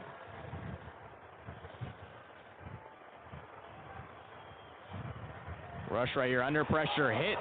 Wally throws, and it's incomplete. Robertson's pass is incomplete. Jonathan Hall on the pressure. Jonathan Hall, the outside linebacker with the pressure, the junior from Katy, Texas. That was a big hit there from Jonathan Hall, a guy who can do it all for this Utah defense, having 4 TFLs on the year, 2 sacks, 1 forced fumble, and 1 interception. He had come off the left edge untouched. 2 weeks ago had 4 total tackles and a forced fumble. Had a tackle for loss in 2 of his last 3 games coming into tonight as there's a flag thrown. Looks like it'll be a delay of game on Baylor. Some more miscues, and it's already been a frustrating game all around for the Bears, trying to clinch a spot in the bowl season. They're 5-4 right now, need a 6th win to play in the postseason. Palmer Williams will punt at his own goal line. And this one goes off the side of his foot. But will be fielded at the 35-yard line by Carvalho. and he won't get a whole lot of room to run. He's taken down at his own 38-yard line. Baylor getting very lucky there that Utah ran into one of their own returners. It could have been a big play, and even worse for the Bears with a miscue by Utah, really helping them out there, as now Utah starts at their own 38-yard line. And this team, this is a big drive for this defense. Down by 2 scores, the offense isn't helping you out. And versus such an explosive offense in Utah, they're going to have to get a stop here. End around for the Utes. Working his way around to the left side. That's Daniel Bray, who will be taken down and marked at the 35-yard line. So the 36-yard line. So it'll be a loss of 2 yards on the play. And even though that was a loss, there were still several missed tackles by Baylor's defense. And even though they had a great start, it seemed throughout this game as it has progressed that the tackling has just gotten worse and worse for this defense. Keaton Thomas, the one who ended that play, taking down and wrapping up Daniel Bray. Against BYU at season high, 10 running attempts, 121 yards, and a touchdown as a flag is thrown in the Baylor defense backfield, and it'll be a delay of game.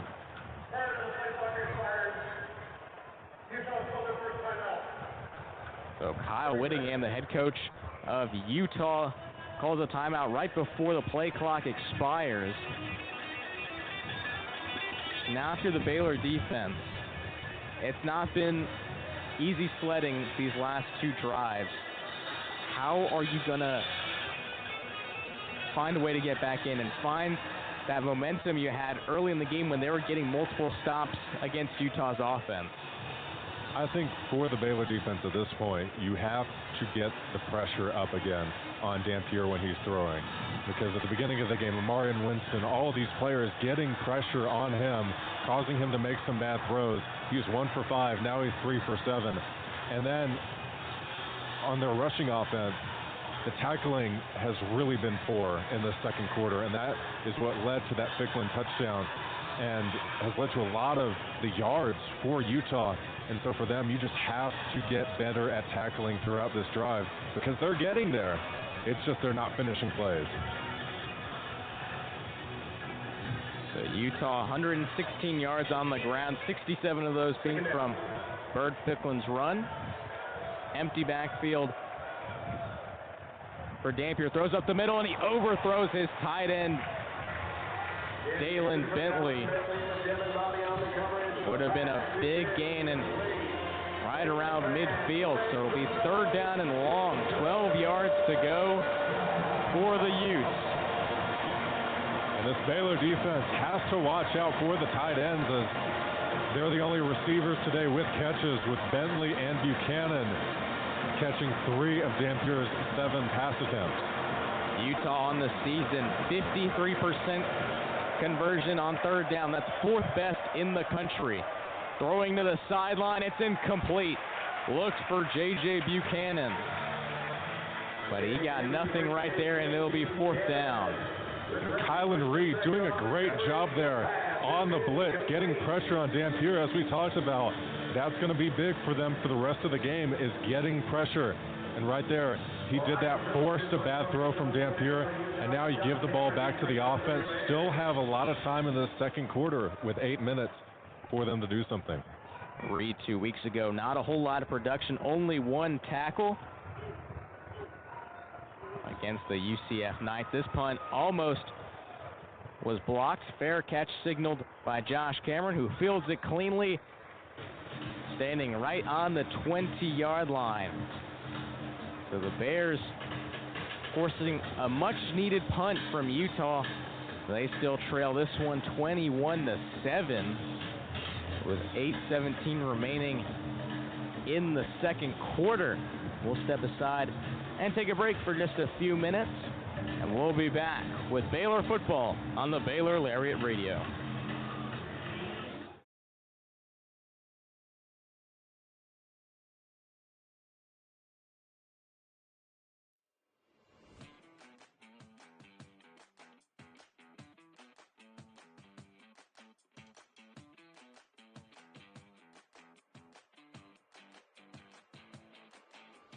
Hey Bears!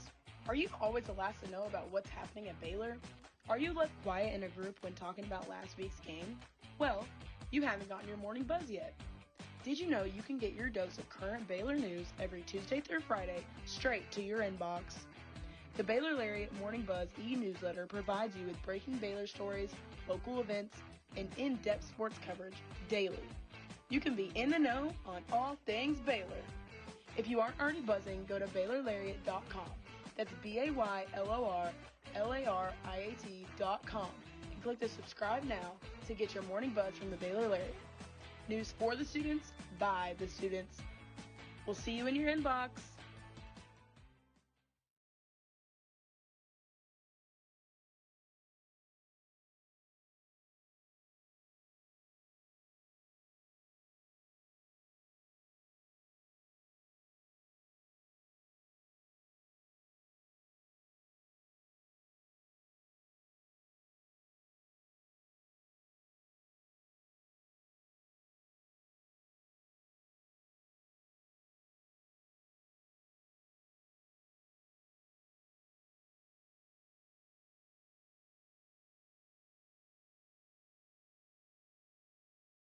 Hey Bears!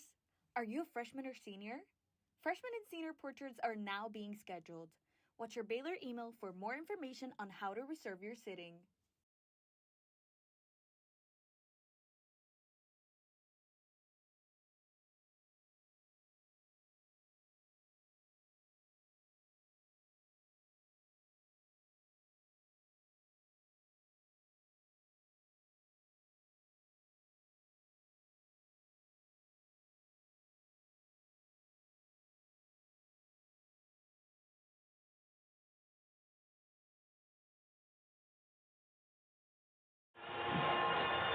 First and 10 for the Baylor offense on their own 21-yard line.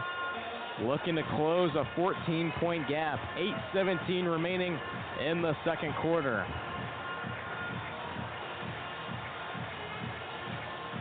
Still plenty of time for the Baylor offense to get back into this game, but getting a touchdown here is imperative. Taking the handoff. Throwing deep down the sideline. Caught! Cole Wilson cutting to the inside. He's still up at the 20 and pushed out of bounds at the 16-yard line. And that was a great play there by Cole Wilson. The ball thrown a little bit behind him. Takes some time, catches it, makes defenders miss. And now this Baylor offense now has life inside the red zone. Got some separation from Smith Snowden. They'll hand it off up the middle.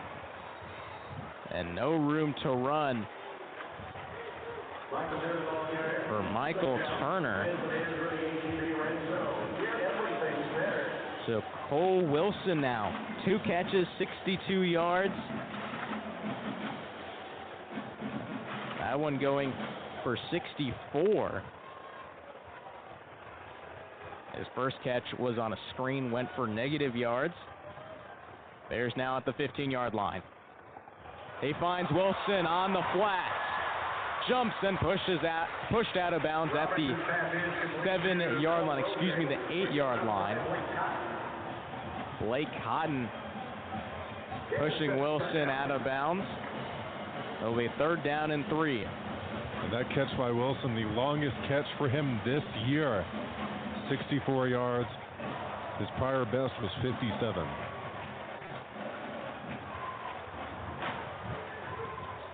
Offense breaks from the huddle. Handoff up the middle to Turner. Trying to find a hole. And he's right at the line to gain, and that should be good enough to get a first down.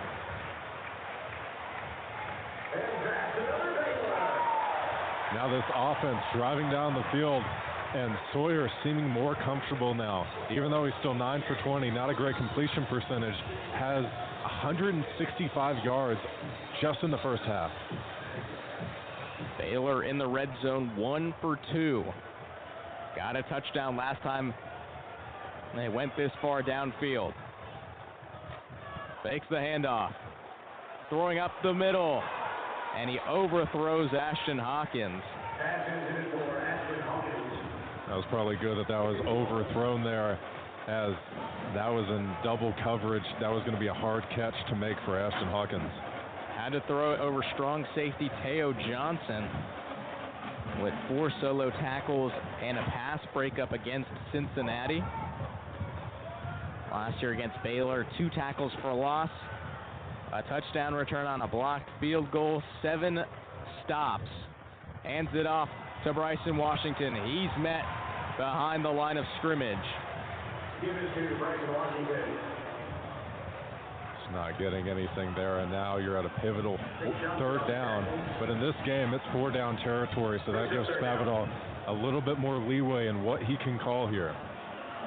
6 yards to go to reach the gold-painted end zone.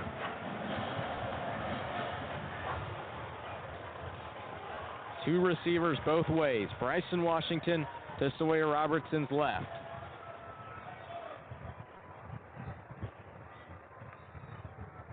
Gets the snap. Rolls to his left. On his back foot to the corner of the end zone. It's incomplete. Tried to find Jaden Porter. And the field goal team will take the field.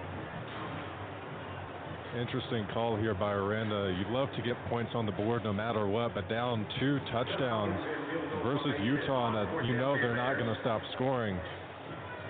For a guy who's known for going for it on 4th down, it's a very interesting decision from him. Jaden Porter, the sophomore from Lorena, Texas, didn't have a reception in his first 5 games, but since then had 1 reception against TCU, 1 against Cincinnati, and then 2 against UCF, as the field goal from Hawkins is good. The Bears reach double digits. They trail by 11, 21-10, with 5 minutes left before halftime. And if you're the Baylor offense, you really wanted to get 6 right there, but at this point, any points is good. You need to get something going on offense and just try to be as productive as you can.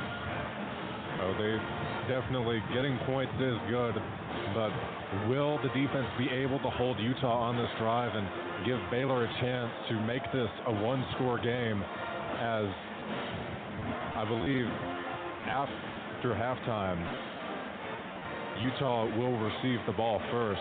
So that will be very interesting in terms of how Baylor is going to play this and how aggressive Utah is going to be.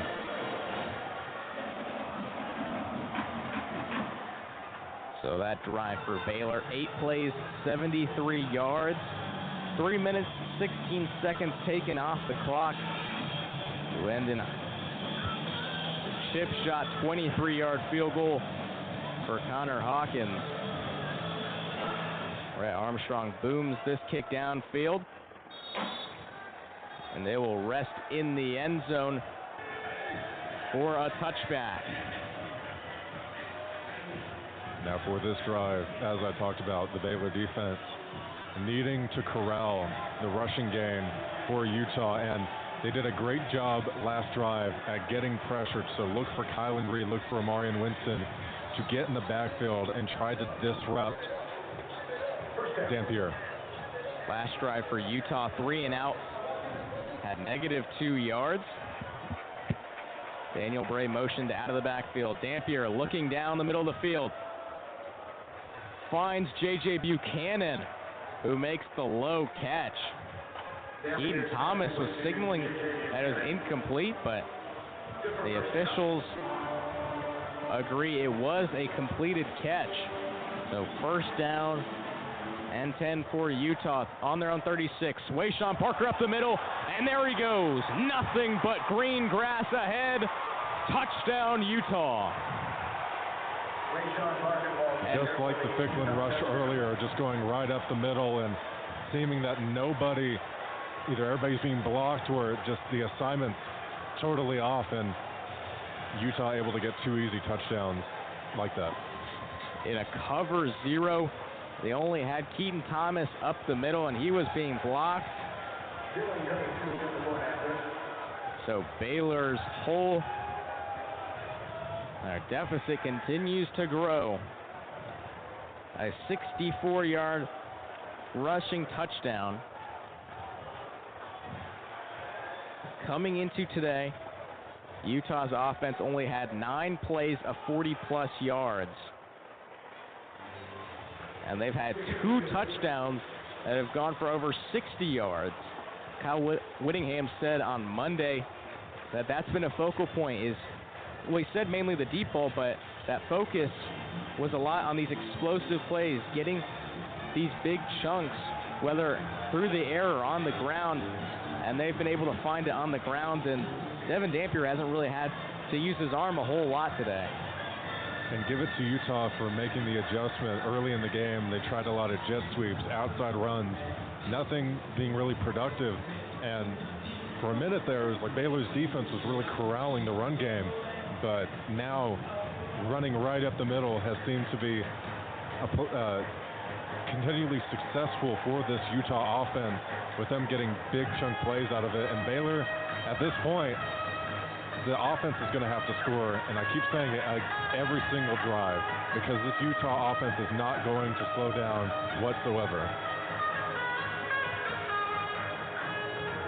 Utah now 180 yards on the ground. Wayshawn Parker leading the way, 9 runs for 95 yards. That's averaging 10.6 yards a carry.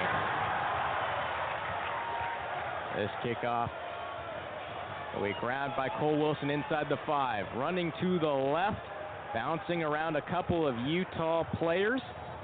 He'll be taken down and marked at the 24-yard line.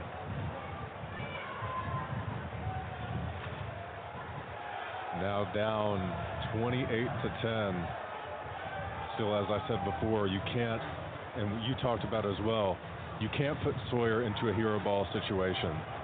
This is not the second half yet. This is not the fourth quarter. There is still time to have a little more versatility in your play calling. We'll see what Spavital does on this drive. Yeah, I think the coaches, you just got to instill some confidence in this team, even though they're down big. You got to keep on fighting, and there goes Bryson Washington breaking off another big run, and he gets tripped up right around midfield. A great run by Washington, but if Cameron had secured his block there, Washington would have had green grass for a touchdown and missed an opportunity on that play. Now at the 49-yard line, Robertson's throw is tipped and incomplete.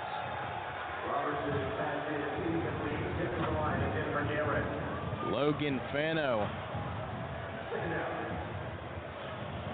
the redshirt junior out of Spanish Fork, Utah. So far this season, 5 tackles for loss, 3 of those being sacks.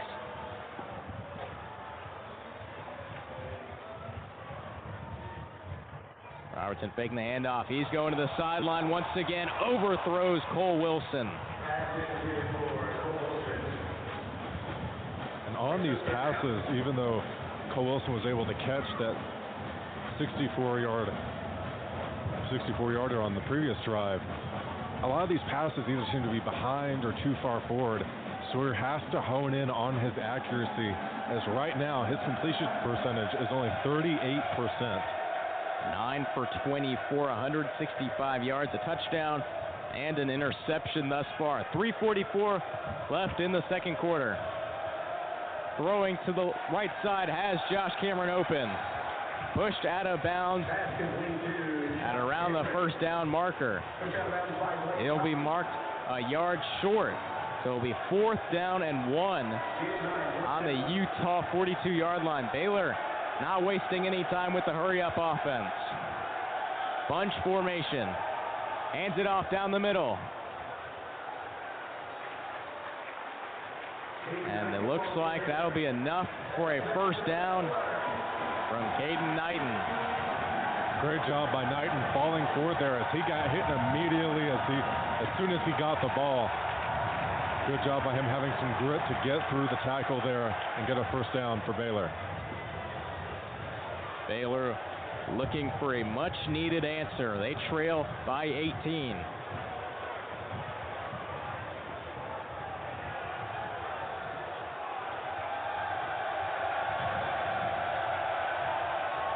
Gets the snap. Moving up in the pocket. He's taken down. And it'll be a 1-yard sack.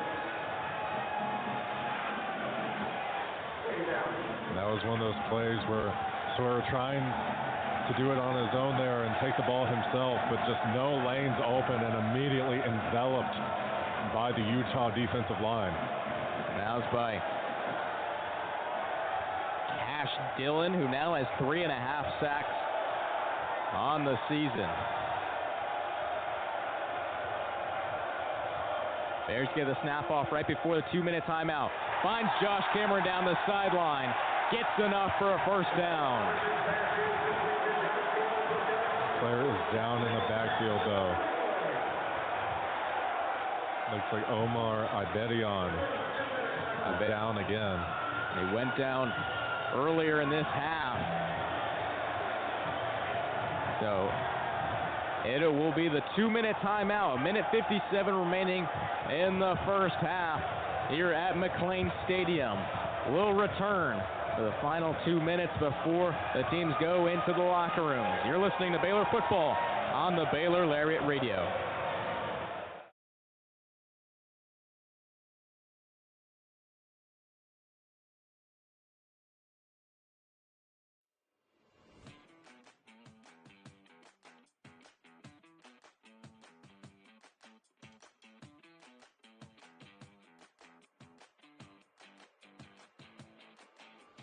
Hey Bears, are you always the last to know about what's happening at Baylor?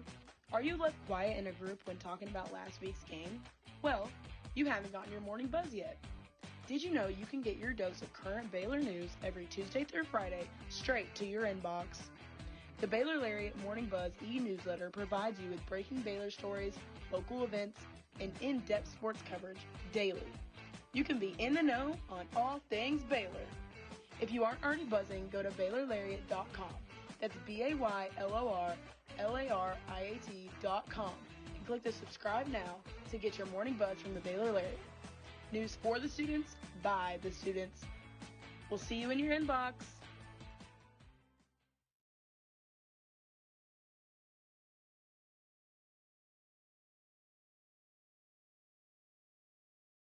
Stay informed and stay connected with Lariat TV News. Tune in to LTVN every Friday, your go-to source for everything happening on campus and around Waco. From breaking stories to exclusive interviews, we cover campus events, student life, sports updates, and more. By the students, for the students. Catch our latest broadcast every Friday afternoon on YouTube by searching Baylor Lariat TV News.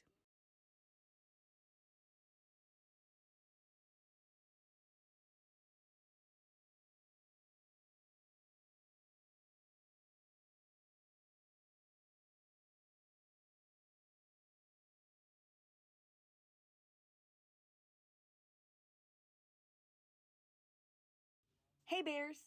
Are you a freshman or senior? Freshman and senior portraits are now being scheduled. Watch your Baylor email for more information on how to reserve your sitting.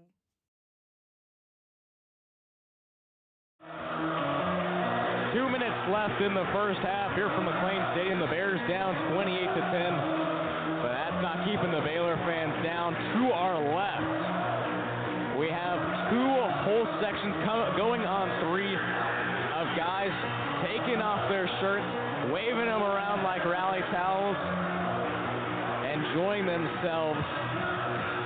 It's been a trend all throughout college football, started by Oklahoma State just a couple weeks ago, and it's caught on like wildfire. And this is the enthusiasm you want if you're Baylor.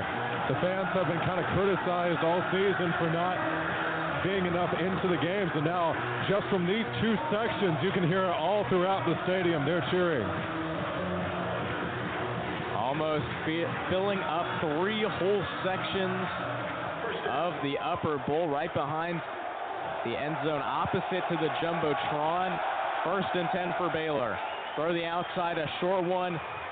That's caught and out of bounds is Josh Cameron, stopping the clock at 1:52. But this is really big now that the fans are getting involved, because now Baylor being down 28-10, still having some fans behind them and making noise is so big for a team's momentum. And off up the middle. Bryson Washington taken down at the 25-yard line, 3rd and 6. And we were talking about it during the break, how we're just seeing these guys going up the aisles all across the stadium trying to join in on this. And what a sight to behold here in McLean Stadium. 3rd and 6, under 1:20 remaining. Looking for the pylon, and he throws a little too far outside, trying to find Cole Wilson once again. And it'll be 4th down and 6, and the offense is not going anywhere. Seeing that aggressiveness from Dave Aranda and Jake Spavital.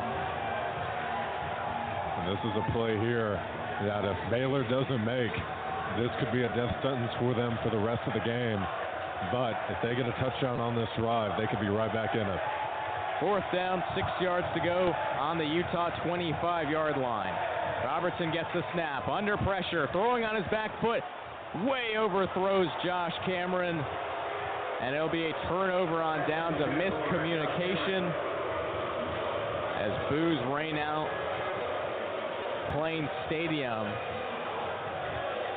As the possession will turn over hands with 1 minute and 6 seconds remaining in the second quarter.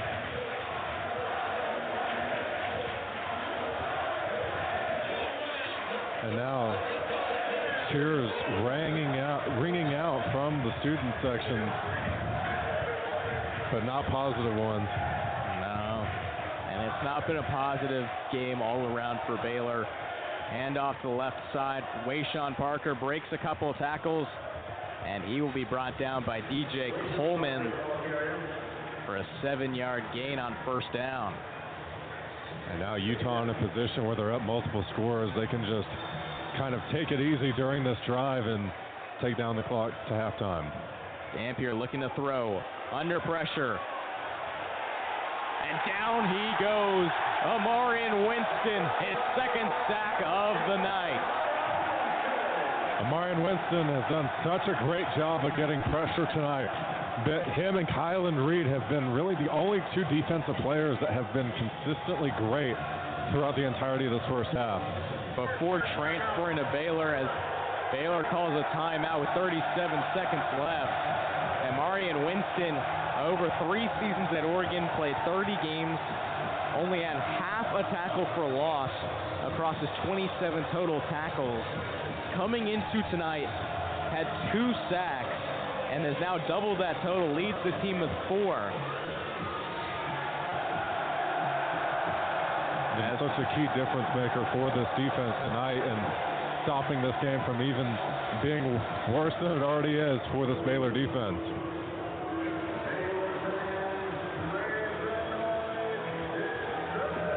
So the Baylor bench trying to hype up the crowd. It's a whiteout here in McLean Stadium, a Saturday night matchup against the number 13 team in the country. Shirts being waved in the air. Dampier gets a snap, looking downfield, he throws a bomb. It is incomplete. DJ Coleman not letting that one go for a 1st down. And Utah will punt with 30 seconds left in the second quarter.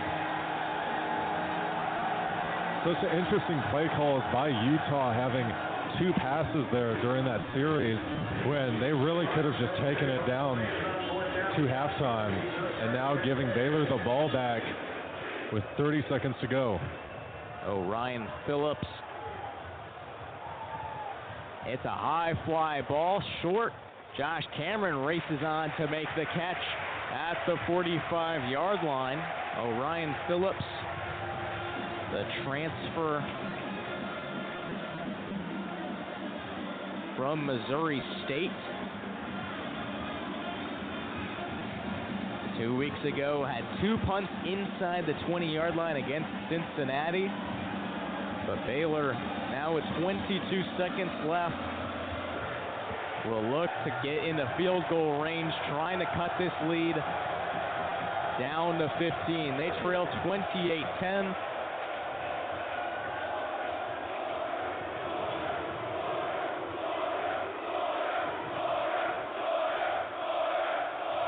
Throws while getting hit. Caught by Ashton Hawkins. He's still up, running to the outside. Gets the block. Cuts upfield and is out of bounds past the 30-yard line. Now player down for Utah.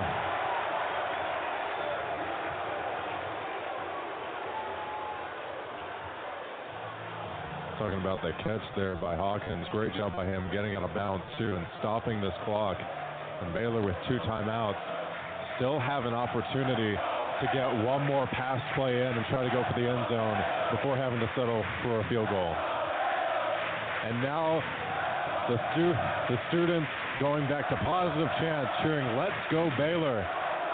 This is probably the loudest I've heard McLean Stadium chant in a while, especially for our first half, and especially trailing by 18. And a lot of credit to these 3 sections to our left, leading the Baylor faithful on. And they'll get a big roar. 12 seconds left, and on that throw, that's kind of what Ashton Hawkins really wants. He wants that room to run and cut all different directions after the catch. Now on the Utah 29-yard line. Sawyer Robertson looking downfield, under pressure, rolls to his right, throws downfield, has Josh Cameron open, touchdown Bears! That was a great throw by Sawyer, and Josh Cameron making a name for himself in this game with his 2nd touchdown catch of the day.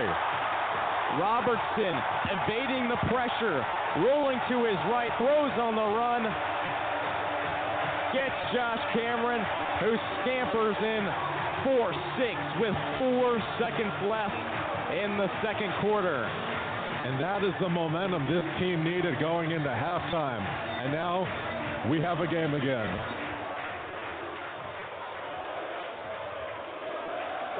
And when Sawyer connected with Josh Cameron, this crowd just erupted. The extra point is through. The Baylor faithful on their feet. The Bears still down 11, 4 seconds left in this first half, but from how the energy is here in McLean Stadium, you feel like the Bears just took a 10-point lead.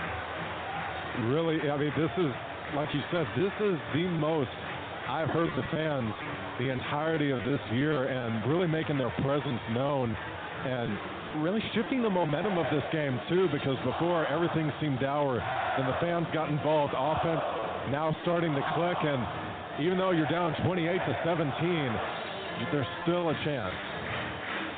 Baylor put up 0 points in the first quarter. All 17 have come in these last 15 minutes. Utah has put up 2 touchdowns in both frames thus far.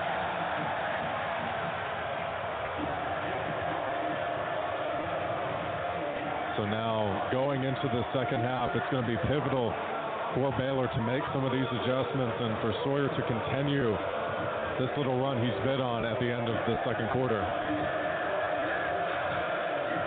Red Armstrong sends it down the field, and it will sit in the back of the end zone for a touchback. Now for this play, it'll be interesting to see if Utah maybe takes the shot or just kneels it out to halftime. You can hear the roar as our shirtless section over to our left back on the Jumbotron. It looks like Utah will just kneel this one down. Yes, they will, and they will go into the half with a 28-17 lead over Baylor. But the Baylor team, it's been a rough half, but towards the end of the second quarter, you can just feel the energy here at McLean Stadium pick up, and we were saying this is the best that we've felt, this energy, the loudest we've seen. And the players are loving it, and you can tell that it makes such a big difference. Definitely, and it was funny to see when they were chanting Sawyer. Suddenly, all of those incompletions seemed to disappear, and Sawyer had some of his best passes, especially on that Josh Cameron throw, where he evaded the pressure, almost got sacked, and was able to find him for a touchdown. And even though they're down 2 scores, the momentum has shifted a little bit here in the stadium, and now the fans getting involved more than ever. Utah is going to have a tough time coming out with this new momentum shift. And so we'll step aside just for a few moments. We'll come back with our first half thoughts. You're listening to Baylor Football on the Baylor Lariat Radio.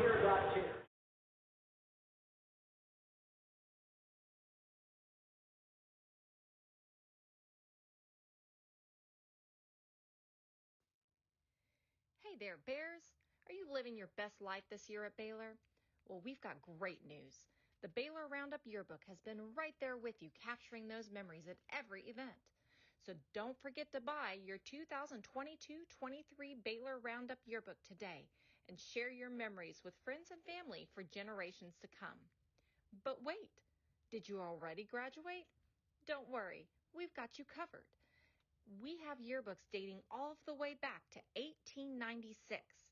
So visit our website today at www.baylor.edu/roundup and order your copy. That's www.baylor.edu/ROUNDUP. Have a great year, Bears, and sick 'em.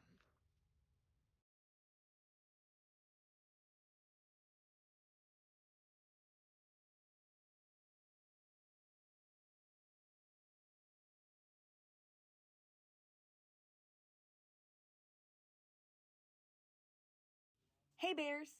Are you a freshman or senior? Freshman and senior portraits are now being scheduled. Watch your Baylor email for more information on how to reserve your sitting.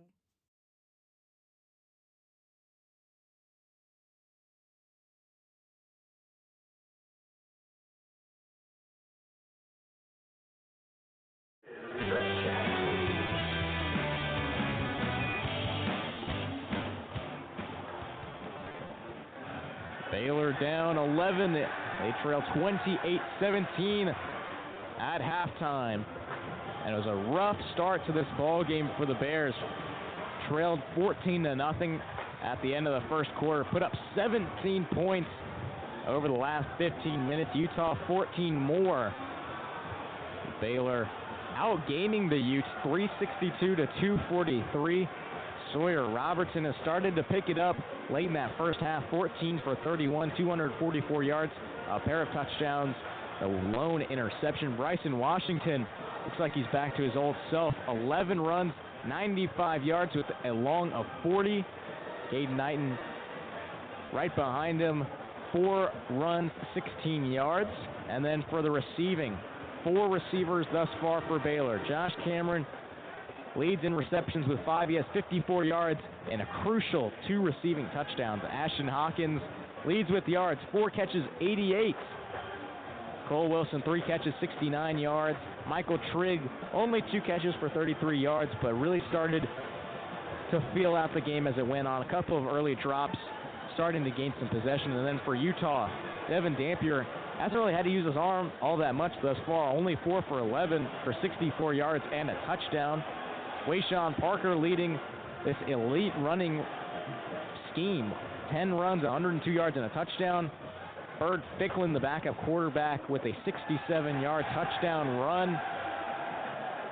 And for Utah, rushing 19 total attempts, 179 yards, 2 touchdowns, and only 2 guys on Utah have made receptions thus far. Both tight ends, Dalen Bentley for 37 yards and a touchdown.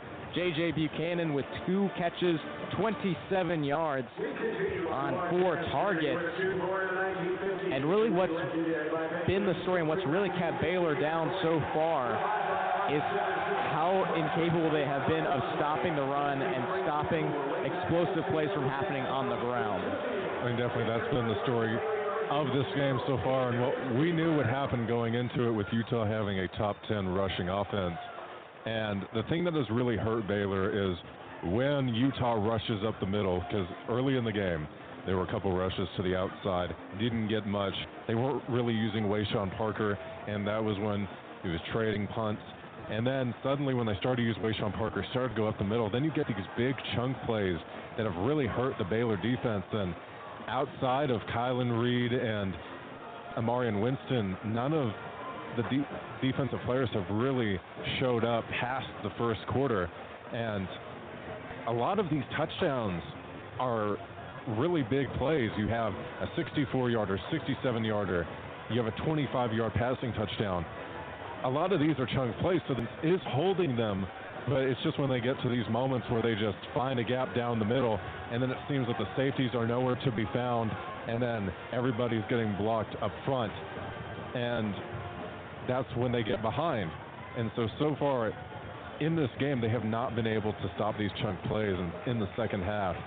I think if they play like they did at the beginning of the first, and getting a couple punts here and there and not letting these big chunk plays happen, then Baylor will be in a good position to try to make a comeback.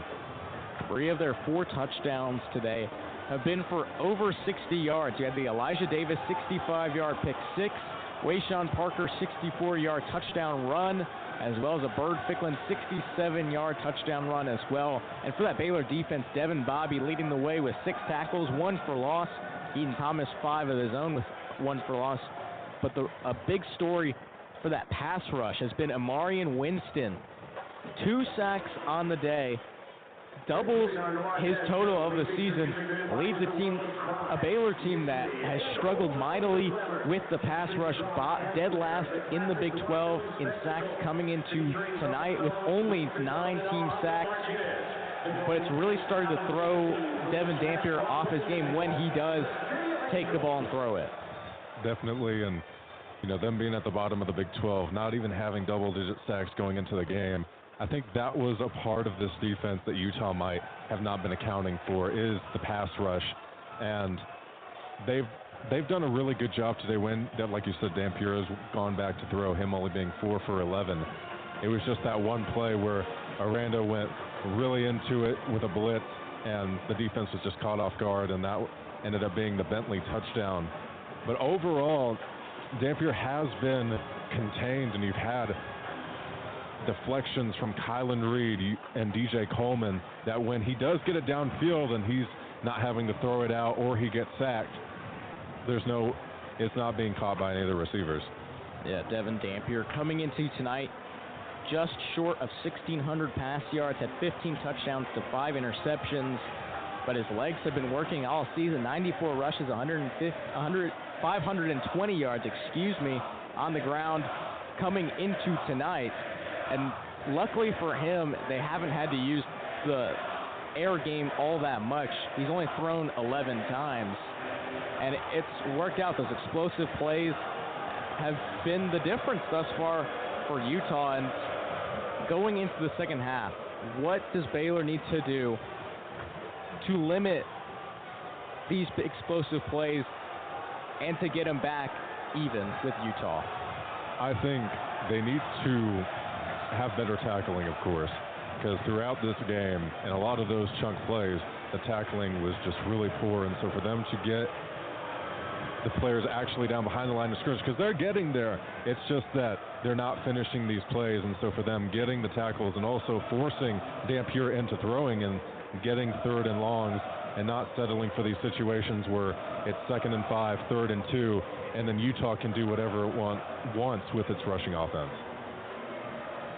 Well, Utah will receive the kickoff to begin the second half. They're up 28-17 on Baylor, but McLean Stadium is as alive as ever this season. A big thanks to these shirtless sections we have to our left. Plenty of Baylor's male fans joining in with the college football trend, and that might be the difference and might be what lifts this team to victory over the next 30 minutes of play. But that'll do it from us here in the first half. We'll be back a couple minutes before kickoff to begin the third quarter. You've been listening to Baylor Football on the Baylor Lariat Radio.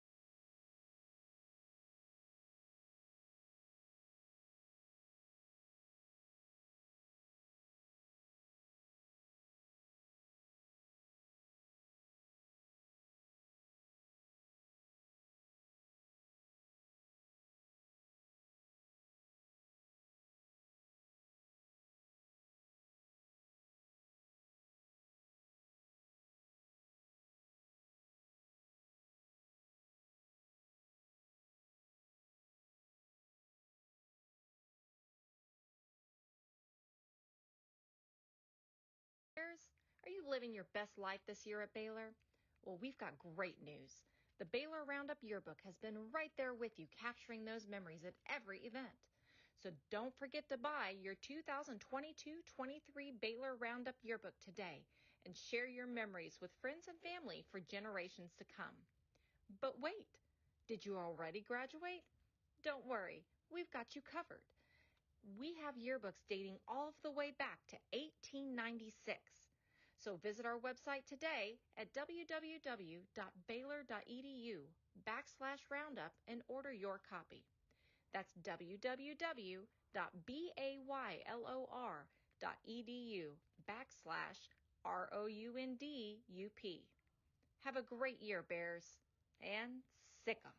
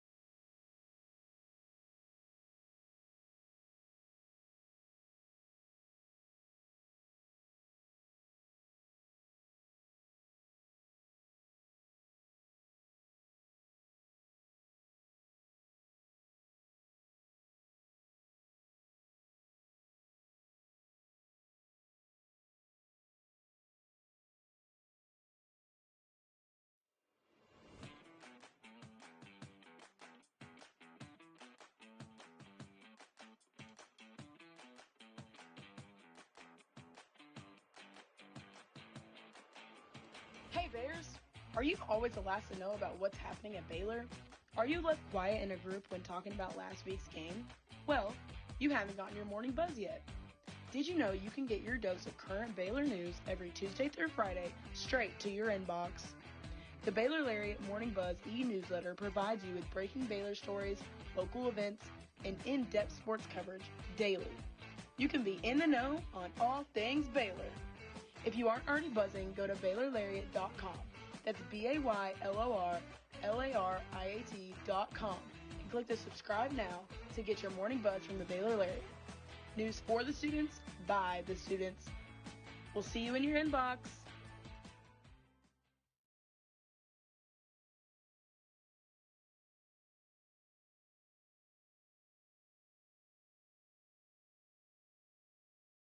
Hey Bears! Are you a freshman or senior? Freshman and senior portraits are now being scheduled. Watch your Baylor email for more information on how to reserve your sitting.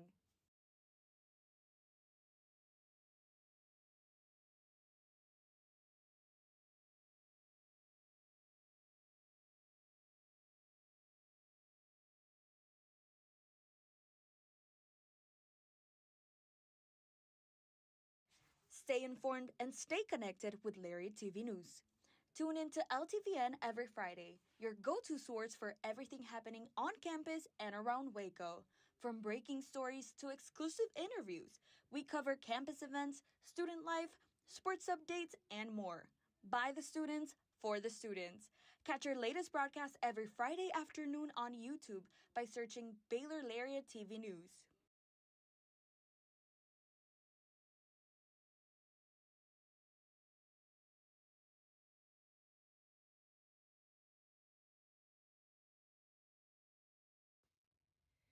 Hey there, Bears!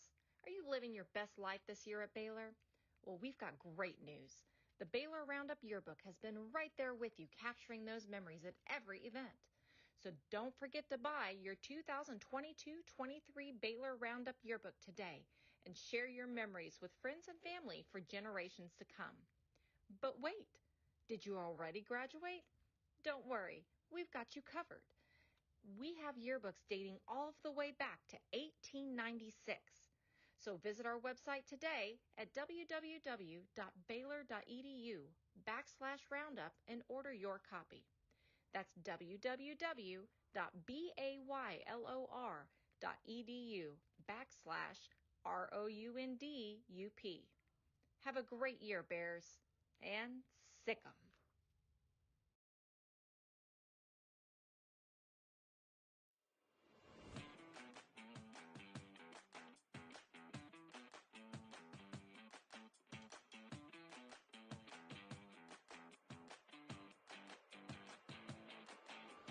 Hey Bears! Are you always the last to know about what's happening at Baylor? Are you left quiet in a group when talking about last week's game? Well, you haven't gotten your morning buzz yet. Did you know you can get your dose of current Baylor news every Tuesday through Friday straight to your inbox? The Baylor Lariat Morning Buzz e-newsletter provides you with breaking Baylor stories, local events, and in-depth sports coverage daily. You can be in the know on all things Baylor. If you aren't already buzzing, go to BaylorLariat.com. That's BaylorLariat.com and click the subscribe now to get your morning buzz from the Baylor Lariat. News for the students, by the students. We'll see you in your inbox.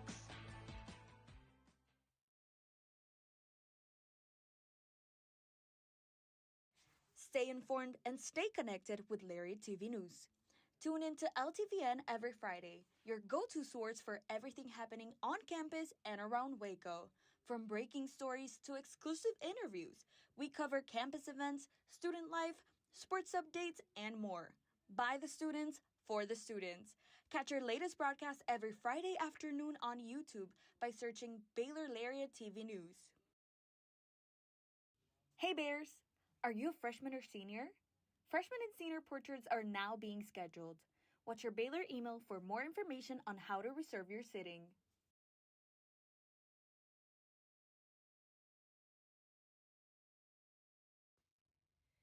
Hey there, Bears! Are you living your best life this year at Baylor? Well, we've got great news. The Baylor Roundup Yearbook has been right there with you, capturing those memories at every event. So don't forget to buy your 2022-23 Baylor Roundup Yearbook today and share your memories with friends and family for generations to come. But wait, did you already graduate? Don't worry, we've got you covered. We have yearbooks dating all the way back to 1896. So visit our website today at www.baylor.edu/roundup and order your copy. That's www.baylor.edu/ROUNDUP. Have a great year, Bears, and sick 'em.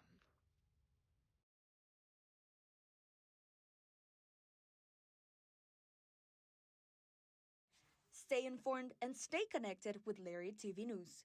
Tune in to LTVN every Friday, your go-to source for everything happening on campus and around Waco. From breaking stories to exclusive interviews, we cover campus events, student life, sports updates, and more. By the students, for the students. Catch our latest broadcast every Friday afternoon on YouTube by searching Baylor Lariat TV News. Hey Bears! Are you a freshman or senior? Freshman and senior portraits are now being scheduled. Watch your Baylor email for more information on how to reserve your sitting.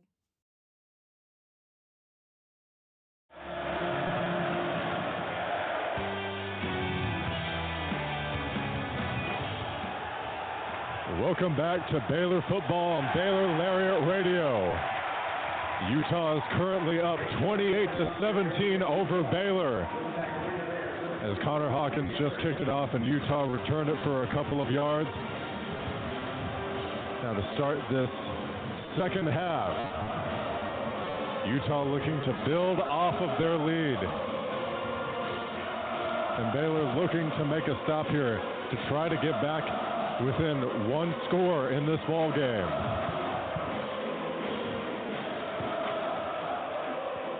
Thicklin currently in the backfield for Utah. Motions a man to his right, fakes the handoff, takes it himself to his left. He will get a couple yards there as he is tackled down by Jacob Redding. Thicklin with the big rush in the first half, going for 67 yards. Now as it is a 2nd and 5 for Utah at their own 23 with 14 minutes and 29 seconds to go. Dampier in the backfield will take it himself up the middle, making some defenders miss and get the first down. Jacob Redding on the stop there. Now a first down and 10 for this Utah offense at their own 32. Thicklin in the backfield again. 3 wide receivers to his right, 2 to his left. Motions a man to his left, hands it off. He'll be handed off to Daniel Bray for a couple yards there on the jet sweep. There goes Devin Bobby once again. Another tackle. He's been everywhere in the backfield, having a great stretch of games over the last 4 games coming into tonight, and he just continues to dominate, wrapping up at the 7th tackle of the night. Now a 2nd and 6 for Utah at their own 28. Excuse me, at their own 36.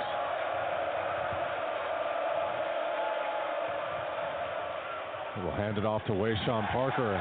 Only get a couple yards there, and it won't be a big gash play like those runs up the middle were in the first half. And now Baylor with a 3rd down here, trying to get a stop. 3rd down and 4. Utah at their own 38. Might be a great opportunity to get Devin Dampier back to throwing the ball. Try to get some pressure up the middle, get in his face early. Looks like that's what they'll do. He fakes the handoff. Dampier will take it himself, and he goes nowhere. Looks like Keaton Thomas got there on the play. There was nowhere to go for Dampier, and this is the perfect scenario coming out of halftime for the Baylor defense, getting a stop early, keeping the momentum in the stadium, keeping the fans cheering. Now Baylor will get the ball back with a chance to make this a one-score game. Yeah, and Keaton Thomas, after he makes that tackle, he's racing down the field towards the fans. He's hyping them up, waving his arms. This team has momentum, and they have energy. There's so much life, despite being down by 11. Now Orion Phillips set to punt it. Josh Cameron will call for a fair catch. Now the Baylor offense will walk onto the field. And Sawyer having some struggles throughout the first half. But that last drive, the fans getting involved, cheering Sawyer, and getting the touchdown to Josh Cameron, hoping that he can take some, Baylor will hope that he can take some of that momentum into this drive. Yeah, and he's looked a lot more comfortable. I think that's in part due to finding Josh Cameron on the outside short and then finding Ashton Hawkins deep down the middle. Those two guys are key to keeping this passing offense rolling. Maybe get a great opportunity for Michael Trigg. Now 1st and 10 at their own 23. Sawyer looks to pass down the left side, and it'll be incomplete. Trying to find Cole Wilson on the left sideline, just too far in front, and that has seemed to be the story today on some of those passes, that it's just too far in front or too far behind, and the receivers can't always make catches on those passes that aren't right to them. Yeah, that's been a real issue for Robertson throughout the season, but I think you can hang your hat on the fact that he's hit a couple of those that have equaled into big chunks of yardage. That's really been a difference maker for this offense. Now a 2nd and 10 at their own 23. Sawyer with Bryson in the backfield. It looks like there will be a flag.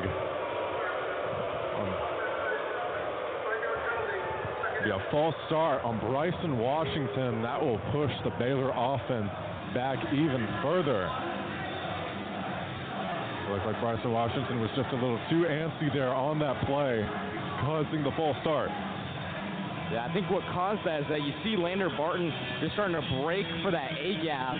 He stops right in front of the line of scrimmage, looking like he's going to be an added pass rusher, just catching Bryson Washington off guard a little bit, because he's the guy that he's going to have to block. Now 2nd and 15 at their own 18. Sawyer looking to pass again. They'll find Josh Cameron, and Josh Cameron's making some defenders miss, gets the first down. And that connection has been revitalized tonight between Cameron and Sawyer. I think it's a great job by this offense to stop going to those quick slants that just weren't working. And now a hurry-up handoff to Washington. Washington will go up the middle for a couple of yards there. But Cameron only having one 100-yard game this year. Really not involved in the offense as much as he was last year. But this game, now at 73 yards, looking like he might reach that today. Now a 2nd and 10 at their own 37. Washington in the backfield. 2 wide receivers to Sawyer's right, 2 to his left. Sawyer looking to pass again.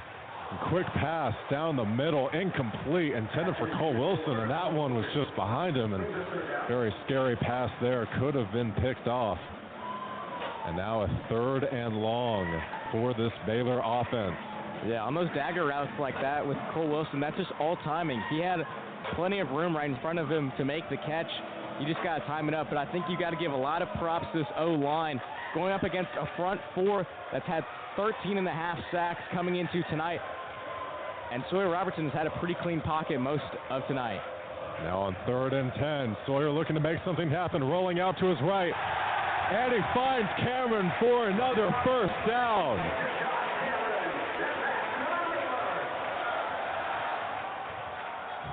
Yeah, Josh Cameron's doing a great job on that right side of just sticking with Jackson Benny, but once Sawyer Robertson rolls out to his right, what's so great about Sawyer Robertson buying that time is that Josh Cameron can come back and has a step on Jackson Benny like he had on that touchdown throw at the end of the first half.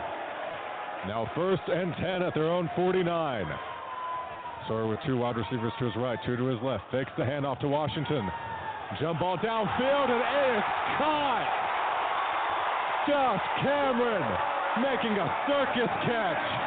And now Josh Cameron, the leading receiver for Baylor, starting off this second half with some amazing catches. Back shoulder ball. He's pushing his body into Blake Cotton. The cornerback sticks that left hand out, and he's just praying that ball hits him square in the palm, and he connects for another first down for the Bears. Now 1st and 10 at Utah's 27. 2 wide receivers to Sawyer's right, 2 to his left. Washington still in the backfield. Sawyer looking to his left, going for the end zone. And looks like a flag will be thrown. The intended receiver is Cole Wilson. A lot of contact there from Teo Johnson and Smith Snowden. Yeah, Smith Snowden was the guy who was on the initial coverage. Teo Johnson moving to his right from his safety position. It's going to be a penalty on Smith Snowden, but that's a dangerous ball right there because he put so much air under it. He gave Teo Johnson all the time to get in and be the second man to cover, but luckily for the Bears, they get bailed out by a penalty, now down to the 12-yard line. Very lucky there by Sawyer to have the pass interference and to not get picked off. Now 1st and 10 inside the red zone at the 12. 3 wide receivers to Sawyer's left. Washington in the backfield, fakes the handoff to Washington, under pressure, evades the sack, but he'll go down on the second attempt by Utah, and they will get to him. Now some arguing between some Baylor and Utah players. Sawyer doing a great job there to evade the first pressure, but Utah ultimately getting home. Now a 2nd and 14 at Utah's 16. Yeah, Lander Barton, one of the multiple Utes in the backfield. That's one of those rare times that Sawyer Robertson has had too much pressure that he's had to face and unable to evade it and find some room. Now Washington in the backfield. 3 wide receivers to Sawyer's right. Trigg lined up near the offensive line. Handoff to Washington. Washington will only go up for a couple yards there on that handoff. And now a 3rd down for Baylor.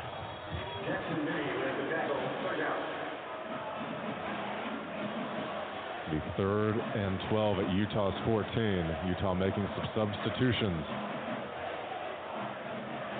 Yeah, and I think for Baylor at this point, you're going to go one of 2 ways. You're going to go for a mid-length throw and just live to see 4th down and go for it on 4th down, or you're going to go for the end zone, try to cash in for 6 on one of those deep balls that we've seen Sawyer Robertson like in the red zone. And if you don't connect, then you can settle for 3 and not be too disappointed. Now a 3rd down. Sawyer in the backfield, looking to pass.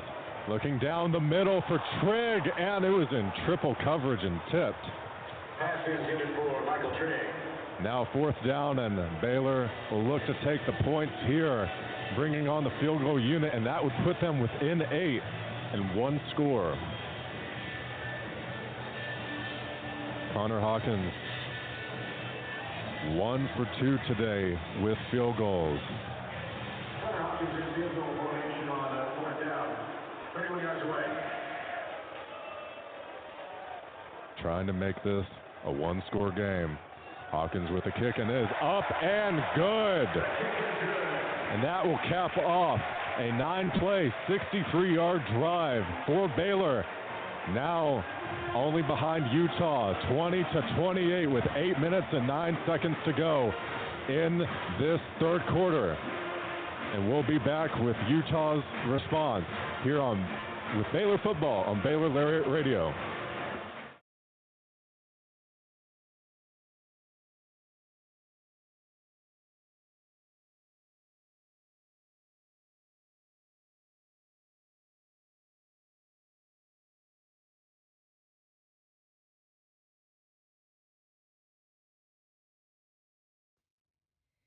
Hey there, Bears. Are you living your best life this year at Baylor? Well, we've got great news.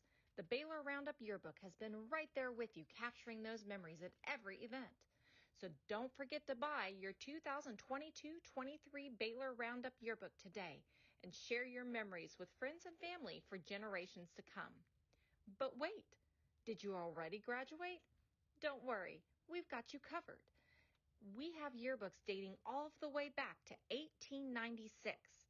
So visit our website today at www.baylor.edu/roundup and order your copy. That's www.baylor.edu/ROUNDUP.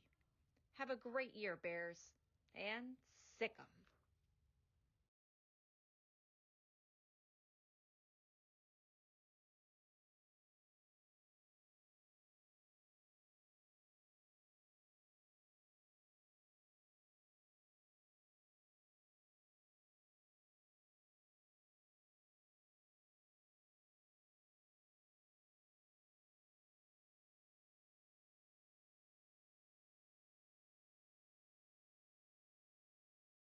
Stay informed and stay connected with Lariat TV News.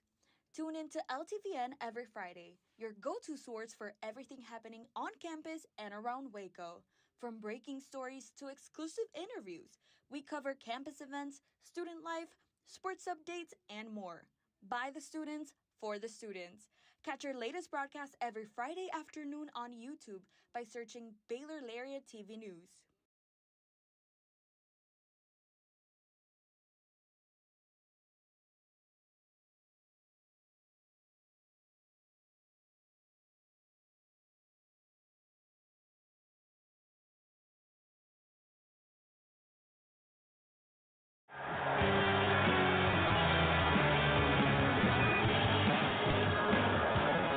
Welcome back to Baylor Football on Baylor Lariat Radio.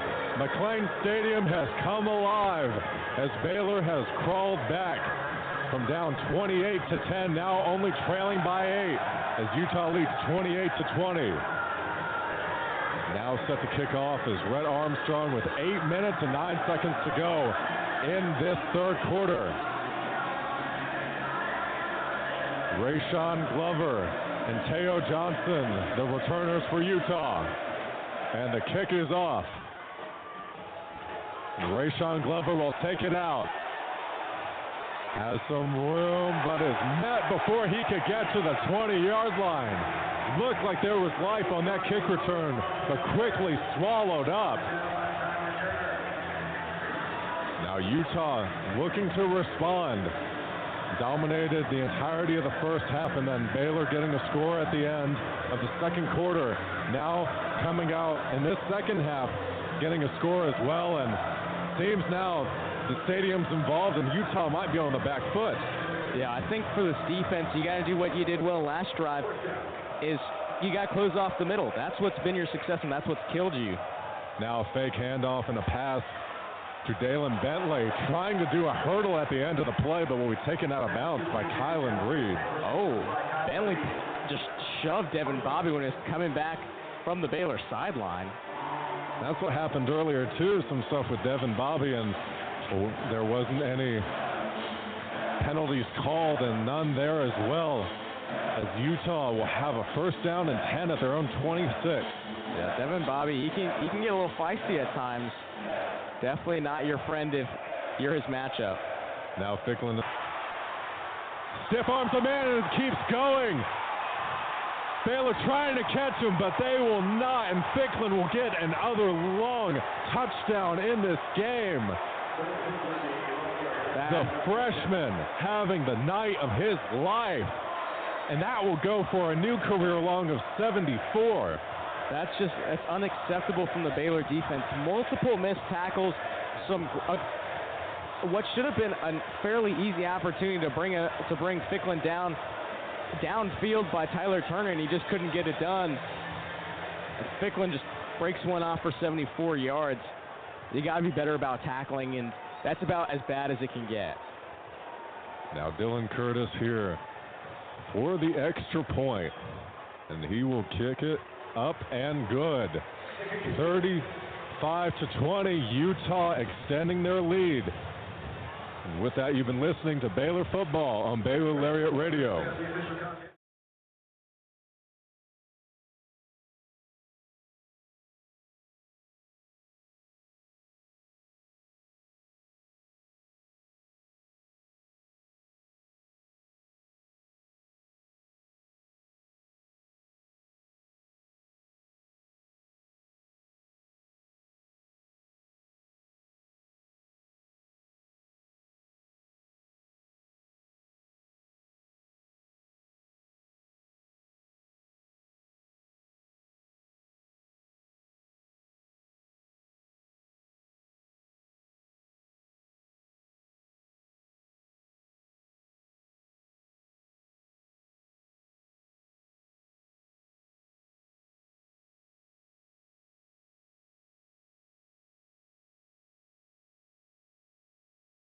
Hey Bears!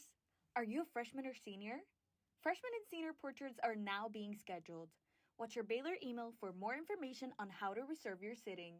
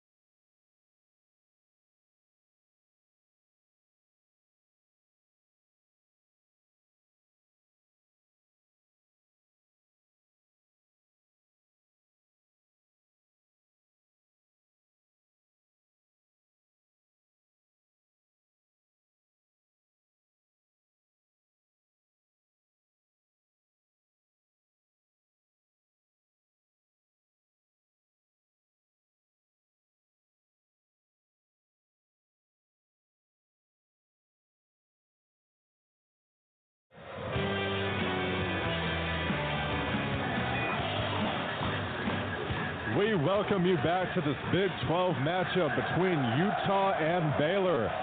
Utah currently leading 35-20 after a two-play, 85-yard drive. And Baylor trying to get back in this game here, and the defense giving up a big Thicklin rushing touchdown that went for 74 yards. Now Dylan Curtis set to kick it off back to Baylor. Michael Allen and Cole Wilson set to return. And Cole Wilson will let that go out the back of the end zone, and so devastating for Baylor, seeming that they were going to get back in the game only within one score, and then within two plays immediately allow a touchdown. Yeah, I mean, it's just, you just can't have it, right? You need to tackle, you need to wrap down in the open field. It's been an issue for Baylor's defense all throughout the season, and it's really just been killing them all game. 4 touchdowns for Utah have come on plays that were 60-plus yards. Now a first down and 10 at their own 25. Turner in the backfield. He'll get the handoff. He won't go anywhere, immediately stuffed by Utah's defense. Jonathan Hall with the tackle, second down. Now Allen will be subbed out for Turner will be subbed out for Knighton. A 2nd and 9 at their own 26. 6 minutes, 49 seconds to go in this third quarter here at McLean Stadium. 2 wide receivers to Sawyer's right, 2 to his left. Sawyer looking to pass under duress, and he'll get a pass off to Ashton Hawkins down the middle of the field and get a first down. Good job by Ashton Hawkins, just being able to stay with it. Throw was behind him. He bobbled it a little bit, but even under a little bit of pressure, able to just control his body and stick with it. Now first down and 10 at their own 41. Trigg lined up on the right side of the offensive line. Knighton in the backfield. Sawyer looking to his left to pass. Finds Wilson. Wilson up the sideline, and he'll go out of bounds.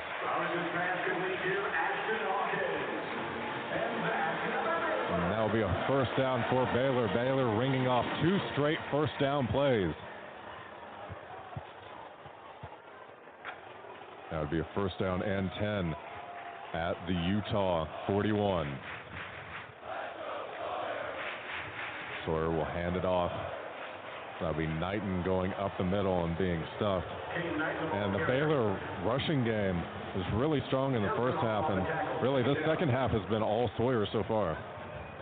Yeah, I mean, it's just those halftime adjustments, right? And that Utah, their linebackers are doing a great job of just stuffing that A-gap that Baylor's been punching the ball through for most of this game. Second down and 10 for Baylor. Quick pass to Ashton Hawkins. He'll go out of bounds.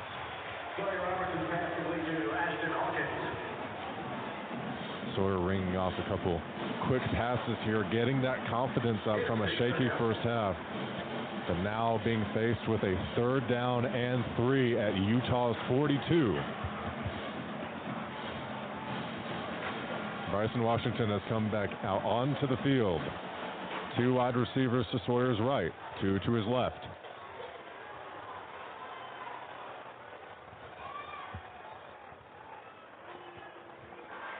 Sawyer making an audible at the line of scrimmage. Take the snap, hands it off to Washington. Washington breaking through a couple tackles, and he'll be wrapped up at his ankles before he can reach the first down. Bounce back to fourth down territory. The Baylor offense, 19 of 34 on fourth down. That's good for 55.8% so far this season. Dave Aranda and Jake Spavital love to be aggressive around the middle of the field.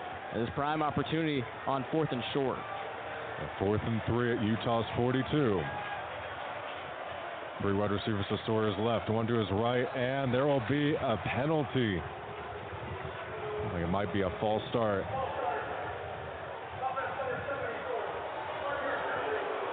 And it is. Caden Siraki will be called for the false start. And now making this 4th down chance much more difficult for Baylor. Yeah, now it's 4th and 8, and they're still going to keep that offense out there. You're only in the third quarter, under 4 minutes. I guess it's just being aggressive. You got to stick to what you believe in, and that's exactly what Baylor's coaches are doing. Now 4th and 8 at Utah's 47. Sawyer looks to pass, under duress, trying to go up the middle, and he will get nowhere. Being met by multiple Utah defensive linemen, with Dallas Zakalahi being the primary stopper there on that play. And with that failed 4th down conversion, we will head to break real quick, and we'll be back with more Baylor football on Baylor Lariat Radio.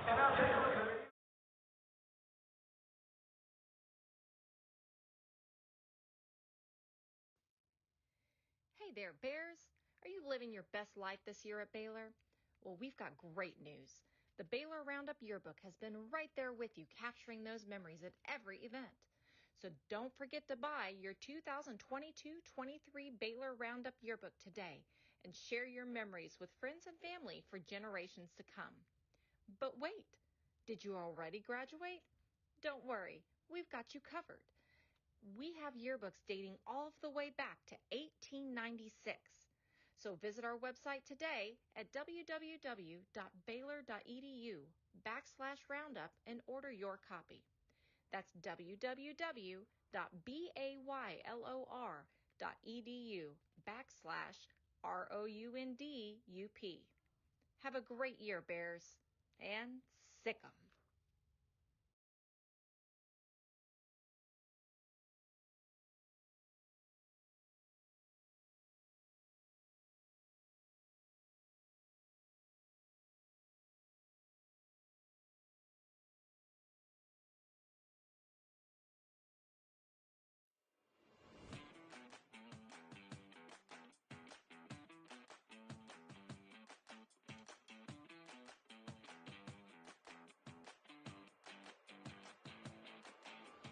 Hey Bears! Are you always the last to know about what's happening at Baylor? Are you left quiet in a group when talking about last week's game? Well, you haven't gotten your morning buzz yet. Did you know you can get your dose of current Baylor news every Tuesday through Friday straight to your inbox? The Baylor Lariat Morning Buzz e-newsletter provides you with breaking Baylor stories, local events, and in-depth sports coverage daily. you can be in the know on all things Baylor. If you aren't already buzzing, go to BaylorLariat.com.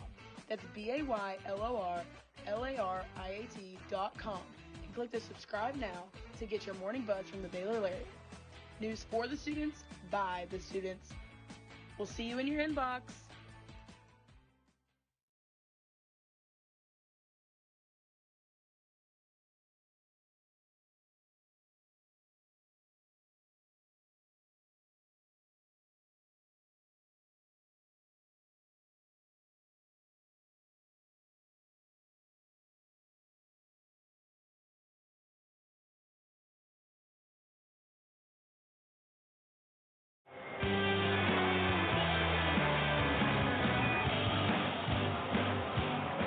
Welcome back to Baylor Football on Baylor Lariat Radio. Utah currently up 35 to Baylor's 20 in this Big 12 matchup. Baylor turning the ball over on a 4th and 8, now giving Utah a first down and 10 at the 46, at their own 46, with 3 minutes and 32 seconds to go in the third quarter.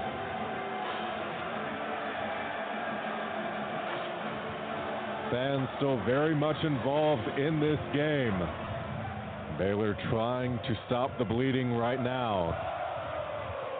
Wayshawn Parker in the game, in the backfield.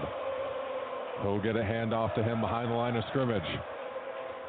He'll go for a couple yards before being tackled by Kylan Reed. Yeah, and I mean, this game is will leave you scratching your head just on what Baylor's defense is doing, because obviously Utah, of course, they're giving you different looks on the run game, but they're not a threat to throw. Devin Dampier has thrown 12 times for 75 yards, but they've ran 26 times for 277. And now they run it again with Wayshawn Parker. Wayshawn Parker breaking multiple tackles, and he'll get the first down. And as we talked about, tackles and finishing the play has been such a tough thing for this Baylor defense since that first quarter. Yeah, I mean, obviously some great runners for Utah, very shifty. We've seen Devin Dampier, Bird Ficklin, and Wayshawn Parker all really get involved, but there's not a whole lot of different looks. There's only so many different looks that you can see from this Utah run game. They've obviously done a good job mixing it, but this Baylor defense, you need to wrap up. And now Ficklin back onto the field, calling his own number again. And this time it's not another touchdown for Ficklin, but he will get a couple yards. And it just seems that there's so many players on this Utah offense that can run the ball that their options are endless in terms of play calling. Yeah, when you see Bird Ficklin on the field instead of Devin Dampier, you got to know that's a run. It's basically Wildcat formation, but they're playing like he's Devin Dampier. They're playing too far back.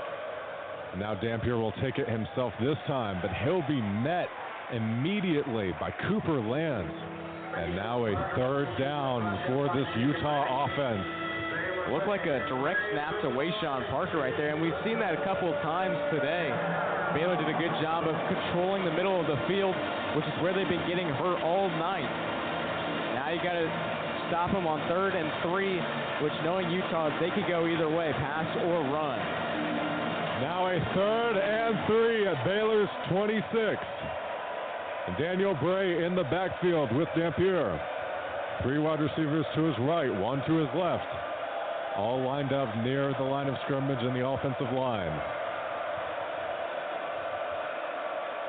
Now Dampier will take it himself up the middle and will get the first down, making it look easy there. But this Utah offensive line creating some great gaps for him to get that first down. Yeah, this O-line has been fantastic. 3-time Big 12 Offensive Line of the Week. Won it back on September 2nd, as well as October 13th and 27th. And really, I don't think Utah will throw for the rest of this game unless it's a 3rd and long when you got to throw. I just believe that they're just going to run it, right? Devin Dampier was in the shotgun formation, but that's a designed quarterback keep right there. Now both Bentley and Wayshawn Parker in the backfield.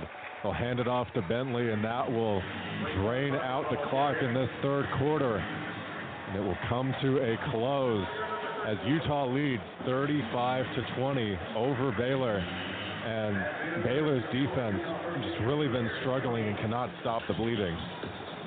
Yeah, and it's just, you're just getting killed by the run. It's happened this entire season. They've been incapable of stopping the run, except for the game against UCF when they looked like an invigorated, completely different defense than what they had the first 8 games of the season, and now it looks like back to their old ways, just unable to stop the run, particularly down the middle, and just unable to anticipate what Utah's going to run, seeing a bunch of different looks on the ground, but just completely incapable of tackling and anticipating what Utah's going to run. Baylor defense has struggled, but with that, in the end of the third quarter, we will take a quick break, and we'll be back with you with more Baylor football on Baylor Lariat Radio.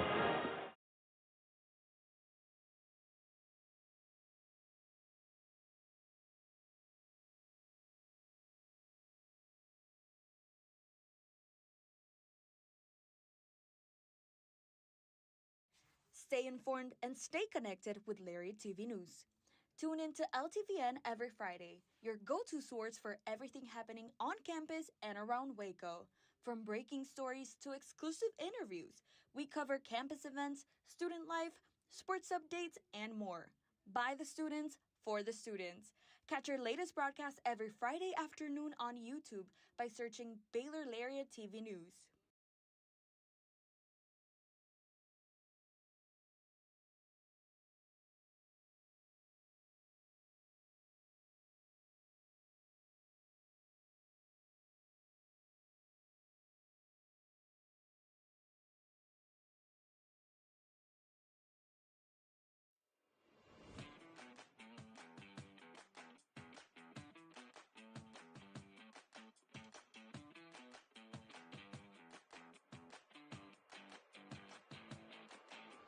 Hey Bears, are you always the last to know about what's happening at Baylor? Are you left quiet in a group when talking about last week's game? Well, you haven't gotten your morning buzz yet. Did you know you can get your dose of current Baylor news every Tuesday through Friday straight to your inbox? The Baylor Lariat Morning Buzz e-newsletter provides you with breaking Baylor stories, local events, and in-depth sports coverage daily. You can be in the know on all things Baylor. If you aren't already buzzing, go to BaylorLariat.com. That's BaylorLariat.com and click the subscribe now to get your morning buzz from the Baylor Lariat. News for the students, by the students. We'll see you in your inbox.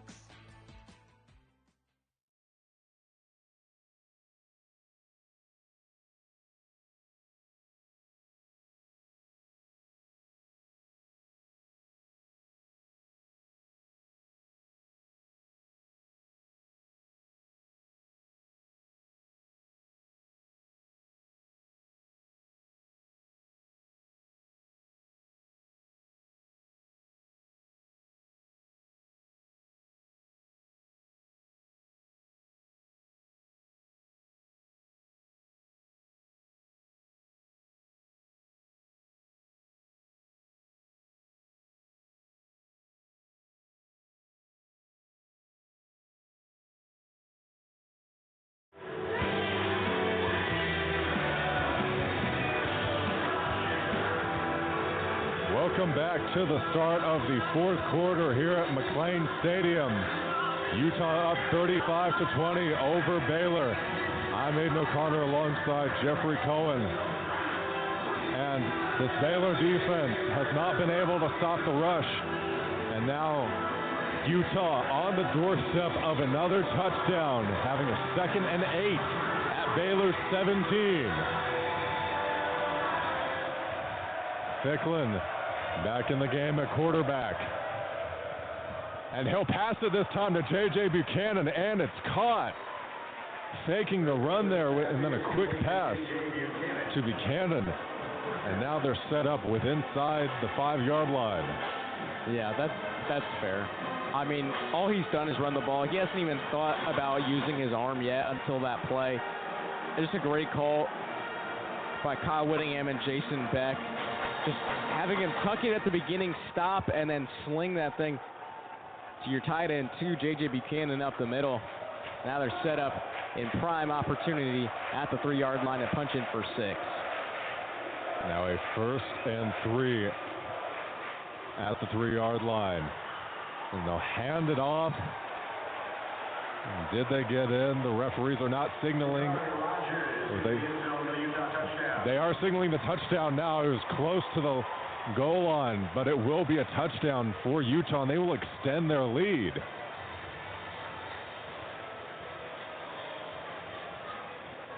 Yeah, good play called by Jason Beck. You have Devin Dampier under center, something that we don't see very often in college football anymore.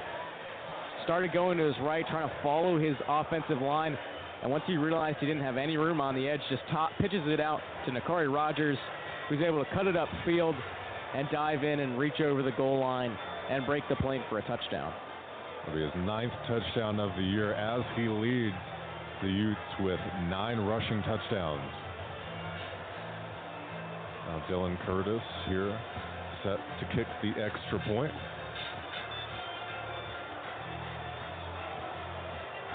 The referee's talking through something right now, holding up this extra point. Now they'll finally let it commence.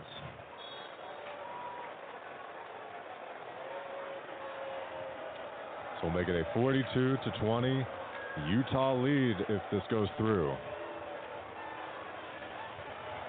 And the kick is up, and it is good.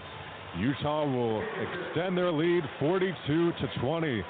And this Baylor defense, as we talked about, not being able to stop the run, and another rushing touchdown there. As we look at the stats, they have just been thrashed this entire game, allowing 311 rushing yards and 4 rushing touchdowns, Jeffrey. Yeah, I mean, just an inability to tackle and just cover up the middle. Bird Ficklin has been such an important part of this game for Utah. Had that big 67-yard touchdown run in the first half, and he's got a couple more snaps here in the second half, and he's been very integral to keeping this running game fresh, giving them new looks. It was basically a wildcat formation whenever he was in the shotgun until they got into the red zone when he threw a dart right to J.J. Buchanan, which eventually led to a 3-yard touchdown run by Nakari Rogers. Now after an 8-play, 54-yard touchdown drive, 14 minutes and 12 seconds to go in this fourth quarter, Curtis will kick it off to Baylor, and Cole Wilson will let that go out the back of the end zone. They'll start at the 25-yard line. And this offense, this is the point that we've talked about the entirety of this stream, really, is Sawyer being forced to play hero ball. Now down 22 points with only 1 quarter to go. There is really no other place you can go with it. The rushing game has been good today, but you can't rely on it now, as that's not going to get you back in this game. Yeah, it's really slowed down as well in the second half. You just got to go to the air. You got to find guys like Michael Trigg up the middle. Now under pressure, Sawyer will pass it off to Michael Trigg, and it'll be complete. Sawyer under duress there by Jackson Benny, able to get the pass off to Trigg, a connection that has been rather unstable tonight when it is usually the most consistent part of this offense. Now a 2nd and 1 at their own 34. Knighton in the backfield now for Baylor. 2 wide receivers to Sawyer's left, 1 to his right. 13 minutes and 34 seconds to go in the fourth. Sawyer will fake the handoff. He's going downfield, and it'll be overthrown to Cole Wilson again. It has to be the 3rd time tonight that Sawyer overthrows a pass like that. I think it's got to be more. I mean, he just hasn't quite had that touch. He hasn't really had it all game. Made a couple of good throws downfield in the first half, but he just hasn't been able to connect over the last 2 quarters. Now a 3rd down and 1 at their own 34. Knighton in the backfield.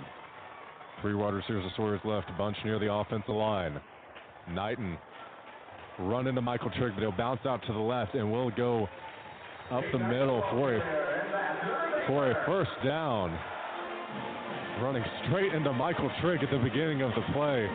Being able to get the first down was Knighton. Now a first down and 10 at their own 37.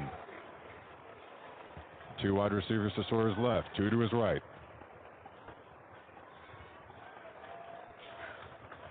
Will take the snap, looking to his right, under pressure. Try to dump it off to Knighton, and Knighton will drop it. That'll be incomplete. Utah starting to get some pressure here on this drive.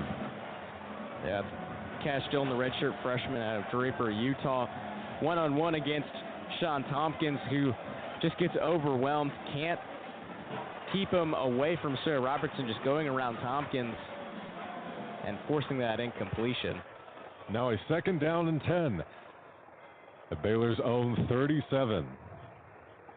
Knighton in the backfield. Sawyer looking to his right to pass. Hit as he throws, and it'll be picked off. Oh, won't be a pick six, but will get within the 10-yard line. Sawyer was hit as he threw. Picked off by the Utah defense by Trey Reynolds. Looked like he might have had a chance at a pick six there. But Michael Trigg saving it and tackling him down right at the 9-yard line. And an O-line that's been doing so well all day has just really been slipping these last 2 or 3 drives. And Sawyer just throwing while he's getting hit. Guys coming off the edge without too much pressure from the O-line. And I think that pretty much puts the nail in the coffin right there. Baylor already down 22. Now Bird Ficklin in an empty backfield. He'll fake the snap to Bray, taking himself, going up the middle, and he'll be tackled down by Devin Bobby. And now second down for this Utah offense, and it seems at this moment all the energy that had built up in McLean Stadium has been sucked out now. A lot of people from the students to our left now exiting. And a second down and 4 yet to come for Utah. You know, I'm an avid supporter of staying all 4 quarters, even when you know your team is down and out. But at this point, I don't really blame the fans. Now a handoff to Nakari Rogers. He won't get much there. Now a third down. Baylor hoping to at least only get a field goal on this drive and not allow a touchdown. Now Wayshawn Parker coming back out onto the field. Looks like there will be a timeout taken actually by Utah. Or excuse me, a player is down. Looks like it's Jacob Redding. Jacob Redding, such a pivotal part of this defense, having multiple turnovers this year in key moments of games versus SMU, Kansas State, and UCF. As a big loss for Baylor right now, hoping that he is okay. And Jeffrey, this game looked like there was hope at the beginning. 0-0, a lot of punts going back and forth. At least there wasn't a lot of scoring, but Baylor was still in the game. And then after that run they went on where Utah went up 14-0, they just haven't looked back. Yeah, and I mean, they've stuck to what's been working, right? That's the run game. They're one of the best running offenses in the country. So why fix what's not broken? Why go do anything else? And for someone like Jacob Redding, who's up and back in the huddle, I mean, he hasn't had a whole lot to do in this game because Devin Dampier hasn't really thrown. Again, only 12 throwing attempts and 5 completions for 75 yards. Bird Ficklin with that 1 completion. These DBs haven't really had much to do besides trying to track down a guy like Wayshawn Parker and Bird Ficklin. And I think Utah just plays this Baylor defense extremely well. They expose all the issues that this defense has had this season, right? This is very reminiscent of a lot of these games we've seen, right? Especially that Auburn game and the Arizona State game, where those teams are going to give you a bunch of different looks on the ground. They're going to use their quarterback's legs a lot. They're going to try to kill you up the middle. And this Baylor, the D-line and the linebacker core just unable to wrap guys up and take them to the turf. The tackling been a major issue in this game. And as you said, the rushing offense for Utah, once they really honed in on what makes them successful, not trying to make Dampier pass, they've never looked back. And this Baylor defense, coming out of the bye week, there was hope that they might be able to improve their running defense. But in this game, it has seemed to somewhat regress, as now allowing 315 yards of rushing. That is just something you can't do, and especially the problems they've had with running quarterbacks, letting Thicklin have 156 yards and 2 touchdowns with a long of 74. He's averaging 31 yards a carry. Yeah, and Sawyer Robertson on Tuesday said that coming off of the bye week, they're going to try to recreate the high they got off the bye week last year, where they went on a 6-game winning streak and found themselves in the Texas Bowl against LSU, but they said that last bye week as well, and it just hasn't panned out quite as well as they'd hoped. And I think that's just the story of the season. You have a lot of expectations, you got a lot of hopes, a lot of talent, and the execution has just not been there. It's particularly on the defense and on the run stop. Now here for a 3rd down and 5, 11 minutes and 35 seconds to go. Utah at Baylor's 5, looking to try to extend their lead even further, and Baylor looking to stop the bleeding and give their ball back to the offense for some hope of a comeback. Dampier back out on the field for Utah. Wayshawn Parker to his left. Motioning Ryan Davis over. Dampier looking to pass. Passes it off to Wayshawn Parker. Wayshawn Parker will get a touchdown. Keaton Thomas just not being able to get there. And now Utah's lead is extended even more. And that's just a tough route for Keaton Thomas to defend. You got to get a guy as fast as Wayshawn Parker, and you got to find a way to stop him one-on-one when he only really needs to get 2 more yards to reach the end zone. That's almost an impossible task tonight. And he cashes in for 6 more points and a touchdown. Now Dylan Curtis here set to kick the extra point.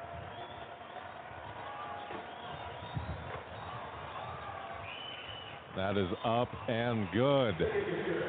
And that will cap off a 4-play, 9-yard drive from Utah, as they will go up 49-20 over Baylor with 11 minutes and 3 seconds to go in this ball game. You've been listening to Baylor Football on Baylor Lariat Radio.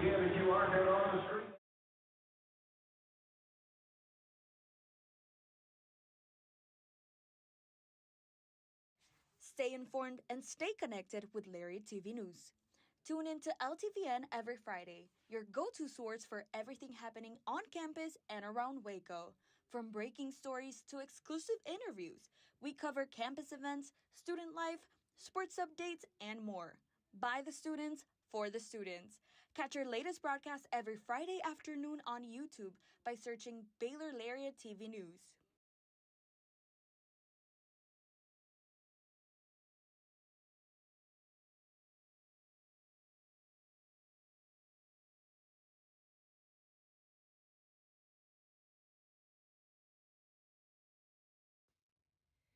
Hey there, Bears. Are you living your best life this year at Baylor? Well, we've got great news. The Baylor Roundup Yearbook has been right there with you, capturing those memories at every event. So don't forget to buy your 2022-23 Baylor Roundup Yearbook today and share your memories with friends and family for generations to come. But wait, did you already graduate? Don't worry, we've got you covered. We have yearbooks dating all the way back to 1896. So visit our website today at www.baylor.edu/roundup and order your copy. That's www.baylor.edu/ROUNDUP. Have a great year, Bears, and sick 'em.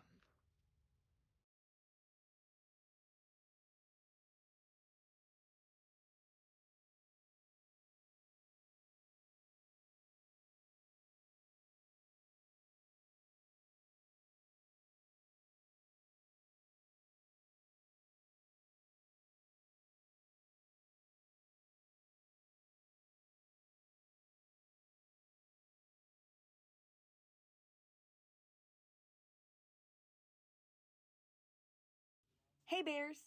Are you a freshman or senior? Freshman and senior portraits are now being scheduled. Watch your Baylor email for more information on how to reserve your sitting.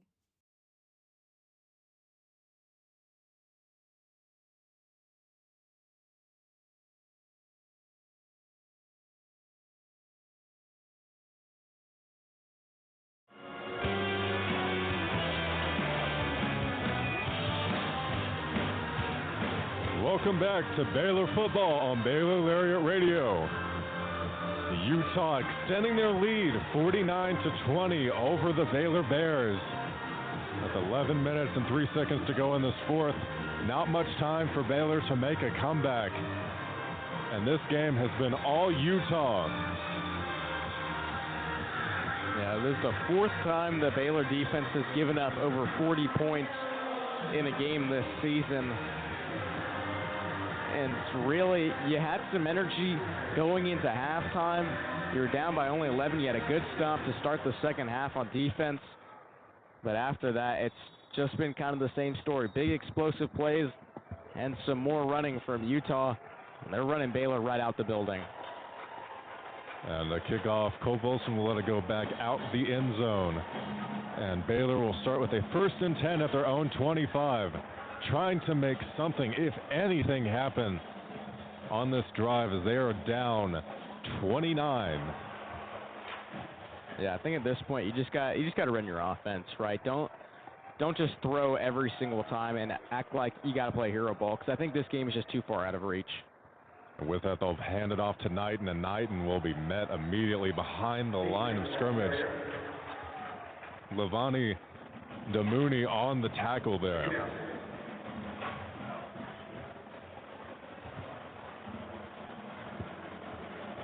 Now Baylor gearing up for a 2nd down and 11 here at their own 24.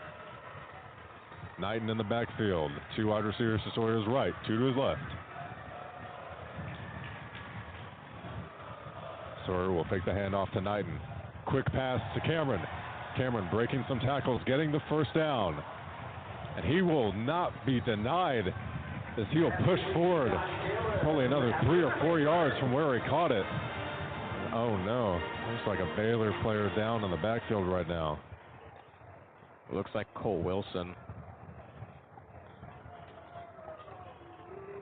So it's such a good game today. He's hasn't been able to connect with Sawyer a lot in the second half. He has 3 catches for 69 yards with a long of 64. He's been targeted 10 times, only 3 catches though. As Sawyer's really overthrown him a lot today, especially on those deep balls down the sideline. Cole Wilson been open multiple times for touchdowns, but Sawyer and him just have not been able to connect. And on a 1st down and 10 here at their own 39, Sawyer will look to pass. Looking to his right, will find Cameron again. And Cameron now having his first 100-yard receiving game since SMU earlier this year. Now 1st down and 10 at their own 45. Sawyer will hand it off to Knighton. Knighton will bounce through for a couple yards there before being brought down. What a contrast of energy here at McLean Stadium at the end of that first half. This place was alive. It was the loudest we had heard it since week 1 against Auburn. Now it's practically a ghost town. The most populated area of the stadium is where the Golden Wave Band is standing right now. Now a 2nd and 7 at Utah's 42. Knighton in the backfield again. Sawyer under duress. Throws a deep ball, and it'll be incomplete, but there will be a flag thrown. Pass was intended for Ashton Hawkins. Looks like it'll be a pass interference on the Utah defense. That's going to go against Elijah Davis, who's very distraught by the call, but pretty easy call to make by the officials. Kind of holding on to Ashton Hawkins' shoulder pads as he tried to cut in and catch that ball. Now a 1st and 10 at Utah's 27. 9 minutes to go here in the 4th quarter.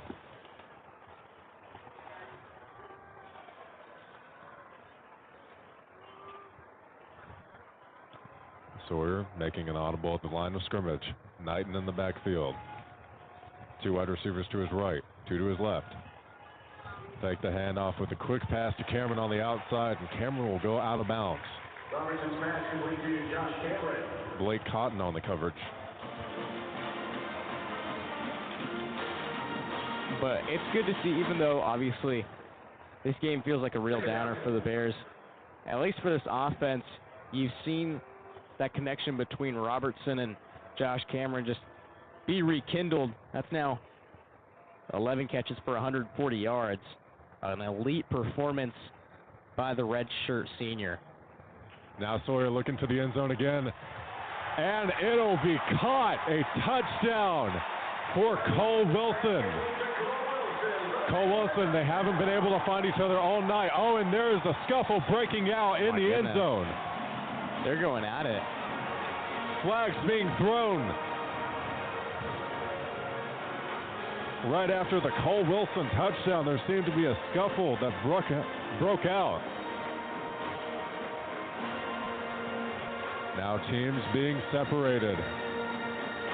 It looked like that was between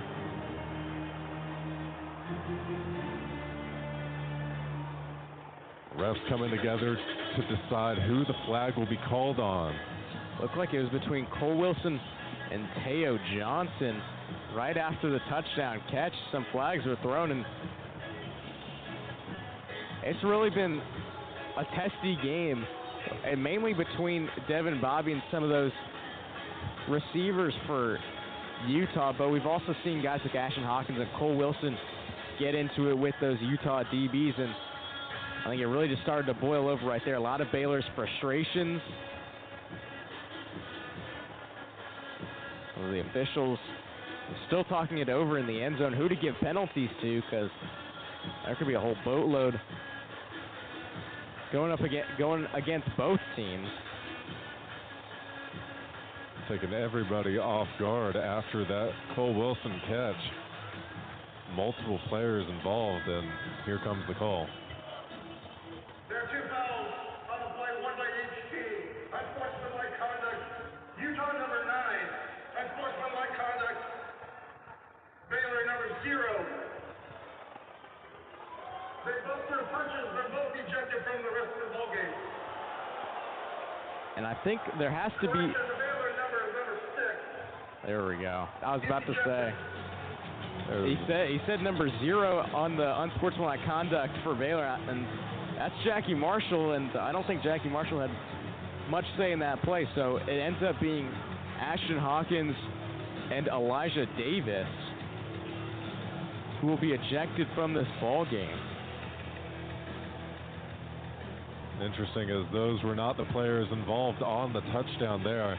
Ashton Hawkins must have come over to celebrate with Cole Wilson, and that fight must have broke out. Now Baylor going for 2 here. Bryson Washington being brought back into the game after a drive that has been mostly Knighton.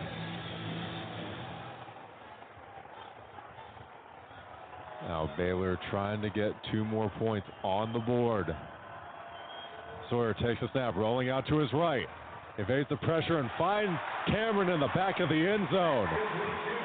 And the 2-point conversion will be good. Now Baylor still trailing 28-49 to Utah with minutes and 18 seconds to go in this fourth quarter after a 6-play, 75-yard drive. And with that, we'll take a quick break. You've been listening to Baylor Football on Baylor Lariat Radio.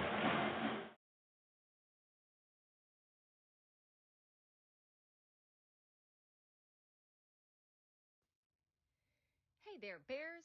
Are you living your best life this year at Baylor? Well, we've got great news. The Baylor Roundup Yearbook has been right there with you, capturing those memories at every event. So don't forget to buy your 2022-23 Baylor Roundup Yearbook today and share your memories with friends and family for generations to come. But wait, did you already graduate? Don't worry, we've got you covered. We have yearbooks dating all the way back to 1896. So visit our website today at www.baylor.edu/roundup and order your copy. That's www.baylor.edu/ROUNDUP. Have a great year, Bears, and sick 'em.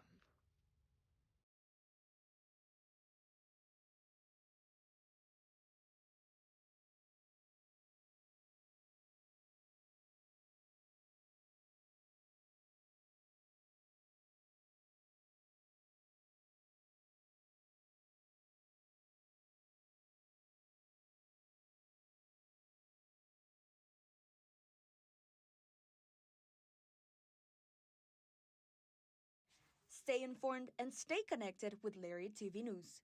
Tune in to LTVN every Friday, your go-to source for everything happening on campus and around Waco. From breaking stories to exclusive interviews, we cover campus events, student life, sports updates, and more. By the students, for the students. Catch our latest broadcast every Friday afternoon on YouTube by searching Baylor Lariat TV News.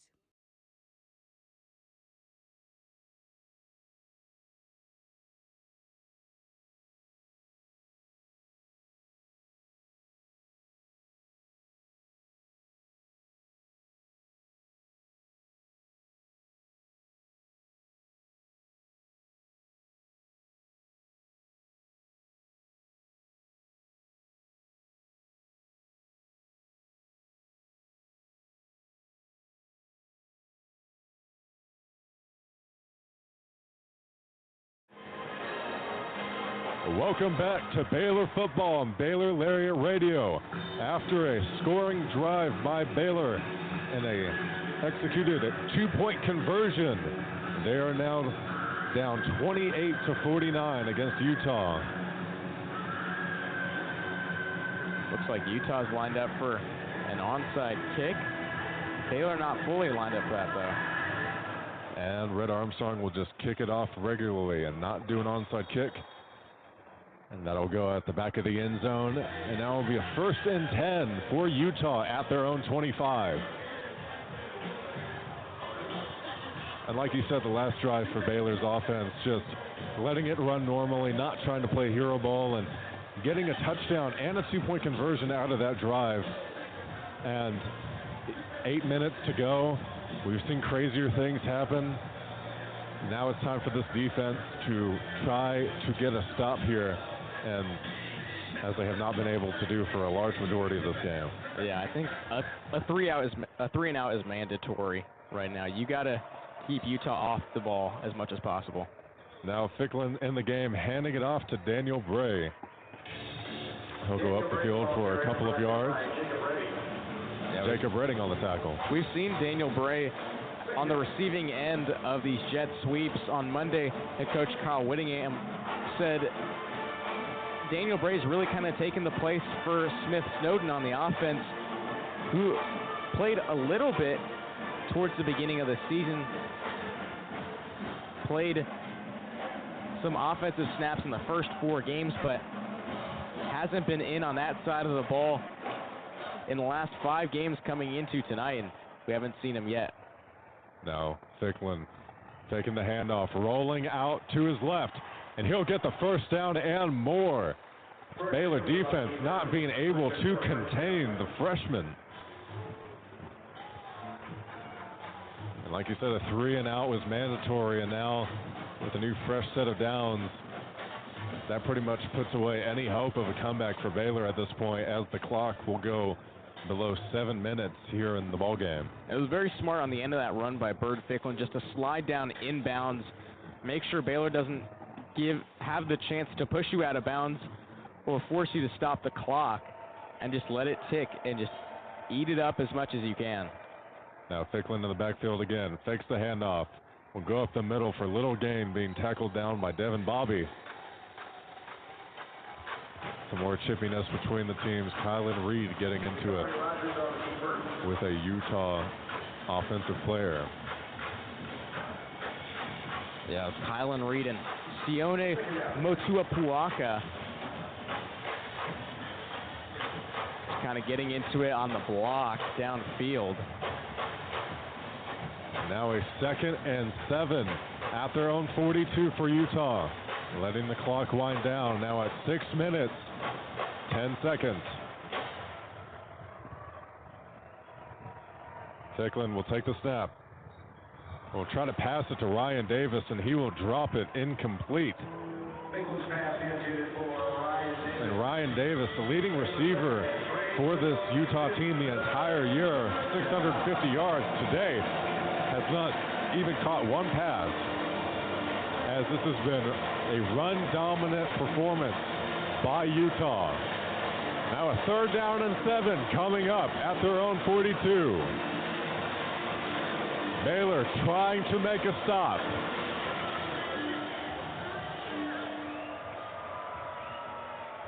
Ficklin with a quick pass down the middle. And that'll be caught by Ryan Davis for his first catch of the game.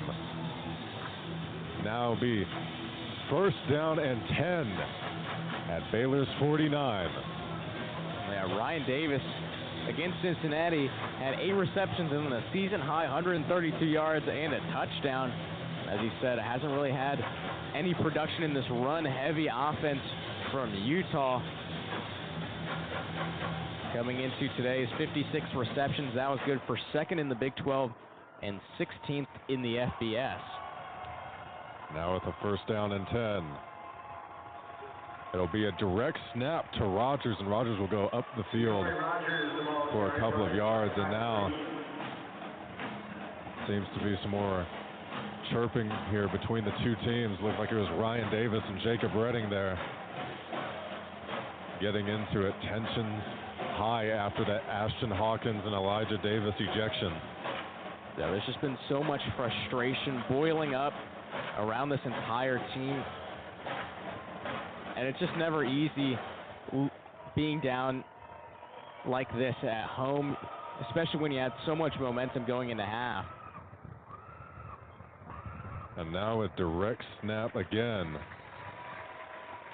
for this Utah offense, and they'll go up the field.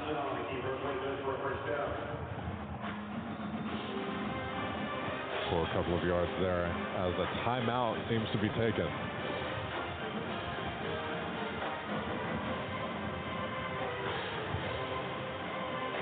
And this Baylor defense allowing the most points they have allowed all season with 49, and coming into this game, this was a prove-it game. Could they perform? And today just has not been the case, as now Utah within reach of victory. Only 4 minutes and 28 seconds to go, and they could just run out the clock at this point the way they're running the ball in this game. Yeah, they'd relied so heavily on those explosive plays for most of this ball game, but once they jumped out to a big lead in the 3rd quarter, they're able just to settle down, get some chunks on the ground, and just eat up this clock. Now they got a little under 4.5 minutes left, and with a big 21-point lead.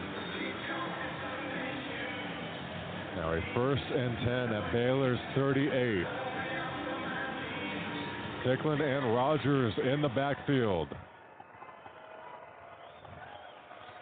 Now a direct snap to Rogers, and he'll go up the middle. He has room. He'll be taken down by Devin Bobby. And on that play right right there, showing some of the woes that Baylor has had tackling throughout this game, as it seemed to take multiple players to take Rogers down.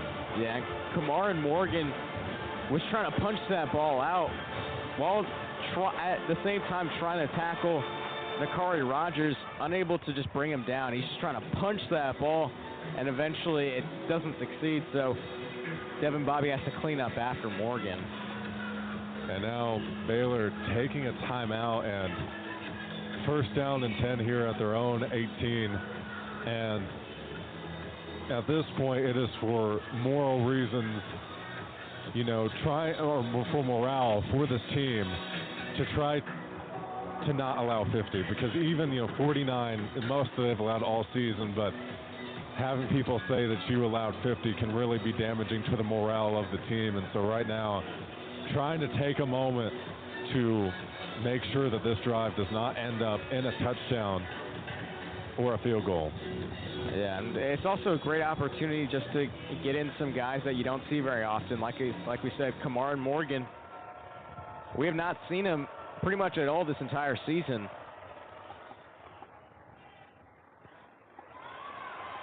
Now Nate Johnson takes the snap, and there will be he'll take it himself, and that will be another.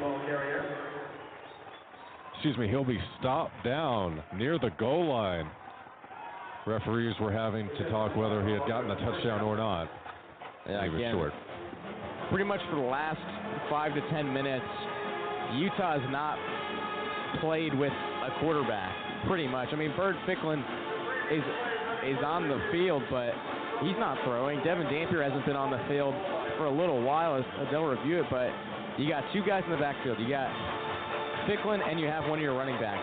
Either they put in Nate Johnson, or we've seen more of Nakari Rogers, excuse me, and it was a direct snap to Nate Johnson, who bounced the run out to the left, and I thought he got into the end zone, hit that pylon. The initial call was that he was down pretty much half a yard short of the goal line, but I think after another look, I'll be pretty sure that they'll add 6 more points to Utah's total. Johnson was confused as to why the touchdown wasn't called, as he was already celebrating. And now they're showing the replay on the Jumbotron here at McLean Stadium. And at this point, this review does not really change the course of this game, so I'm sure this is going to be a very quick review in terms of whether he scored or not, with 3 minutes and 54 seconds to go in this ball game. Yeah, I think at this point, it's just the officials doing their due diligence, right? You got to do your job, you know, no matter how big of a deficit it might be for either team. You just got to do what you got to do. And they're taking a little longer than I thought. I thought, just looking at it, it seems pretty clear cut that he's able to get over the pylon, and we're about to get the call right here. Wow. That'll be a first and goal inside the 1 after the review. On the very doorstep of getting 50 points in this matchup. Ficklin now comes back out onto the field.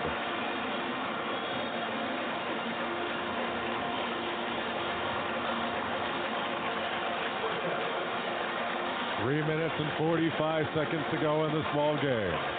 First down and 1.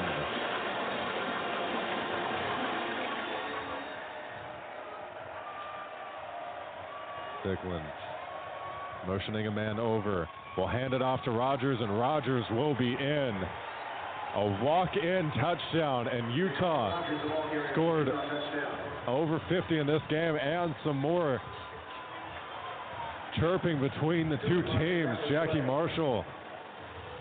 It looked like initially it was the backup right guard, Roger Alderman, shoving Keaton Thomas, and if you're Utah, you gotta let it be, right? Don't instigate anything.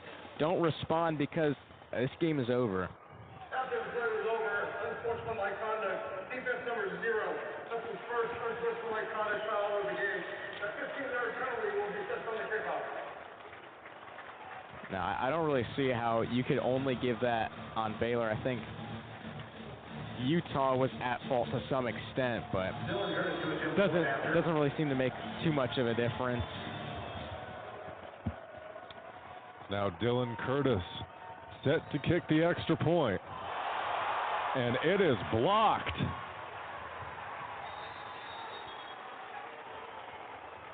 Kick is blocked. It'll be no good, and Utah will stay at 55 points. Utah capping off a 10-play, 75-yard drive. Now up 55-28 over the Bears with 3 minutes and 28 seconds to go. And this has just been a blowout in every single facet for this Baylor team. They just have not been able to respond in any way. And there looked like there was hope in the third quarter, only down 28-20, and then Utah maintained their lead, stepped on the gas, and have not looked back. Yeah, this is the kind of game that when you're on the outside, right, you're not the one that's going into the locker room. Once this game is over, you wonder, how do you talk to your team? How do you respond to your defense getting embarrassed like this, especially on the ground? That's 380 yards on the ground, with majority of it coming from Bird Ficklin and Wayshawn Parker. Ficklin 166 yards, Walker 129. It just seems like a very difficult situation, you know, for these coaches to try to say anything to their guys. It just seems completely demoralizing. Definitely a demoralizing game for the Bears, having a lot of fan interaction in that third, and now McLean Stadium being devoid of a lot of fans at the moment, as everyone knows that Utah is going to win this game. As they kick it off, and it will go in the back of the end zone, as Baylor will start on their own 25-yard line. It seems that they are keeping their starters in and not replacing players like Sawyer Robertson, Cole Wilson, or Josh Cameron.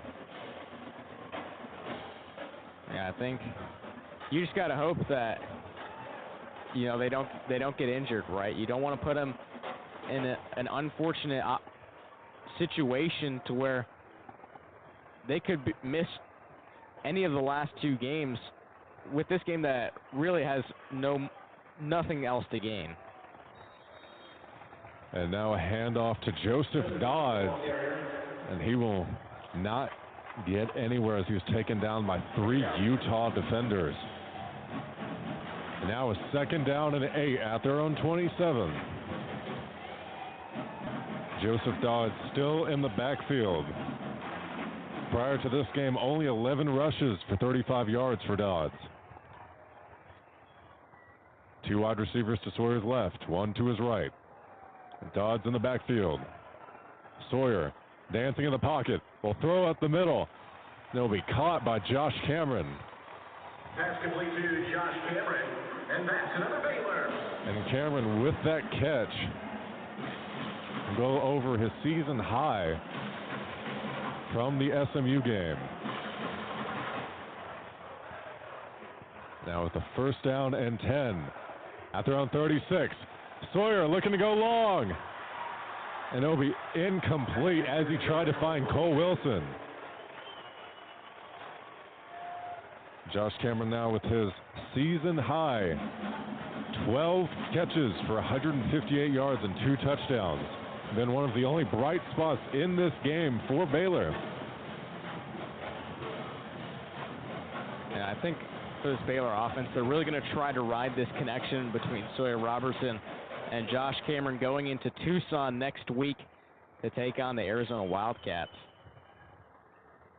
Now 2nd and 10 at their own 36. Sawyer looking to pass. Throwing downfield to Cameron, and it'll be incomplete. Forcing the ball there to Cameron, and Cameron not being able to make the catch. Now a 3rd down and 10 at their own 36.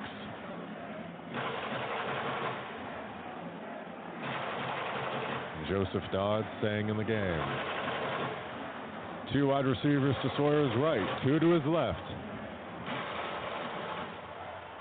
And a play that could very well be the last offensive play of the game for the Bears. Sawyer passes it up the middle. And it'll be caught by Matthew Klopfenstein. One of his few receptions this year.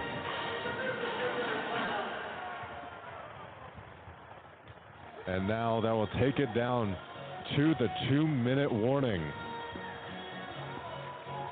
And with that, we will take a quick break and we'll be back with the last 2 minutes of this game. You've been listening to Baylor Football on Baylor Lariat Radio.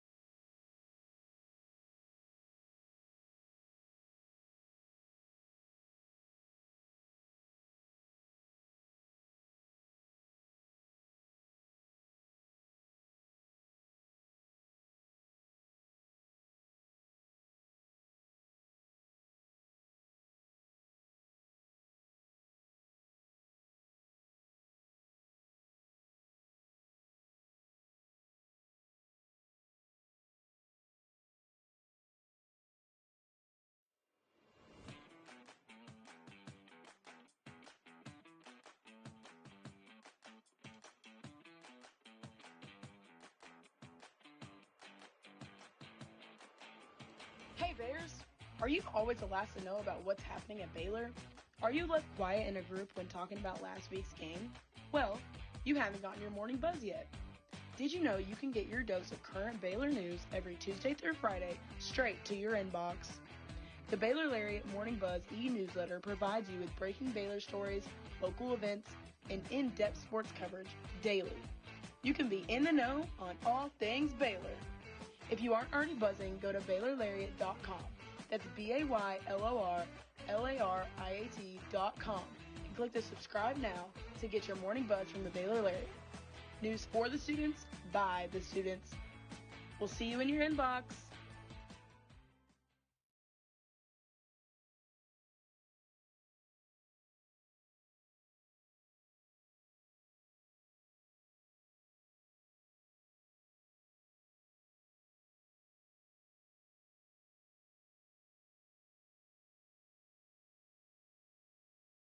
Hey Bears! Are you a freshman or senior? Freshman and senior portraits are now being scheduled. Watch your Baylor email for more information on how to reserve your sitting.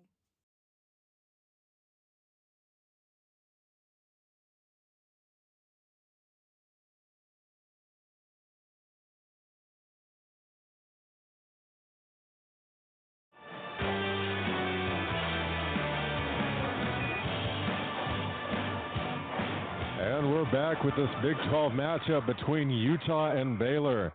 Utah dominating in this game, up 55-28.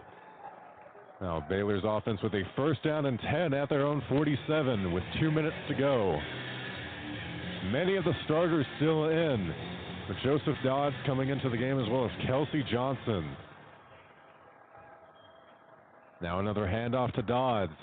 Dodds will break some tackles, get a good gain. Dodds has not been featured a lot this year, but during this drive has been on the field for every play. Now a 2nd and 5 at their own 48. They'll fake the handoff to Dodds and try to pass it downfield. Ashton Hawkins, that'll be incomplete.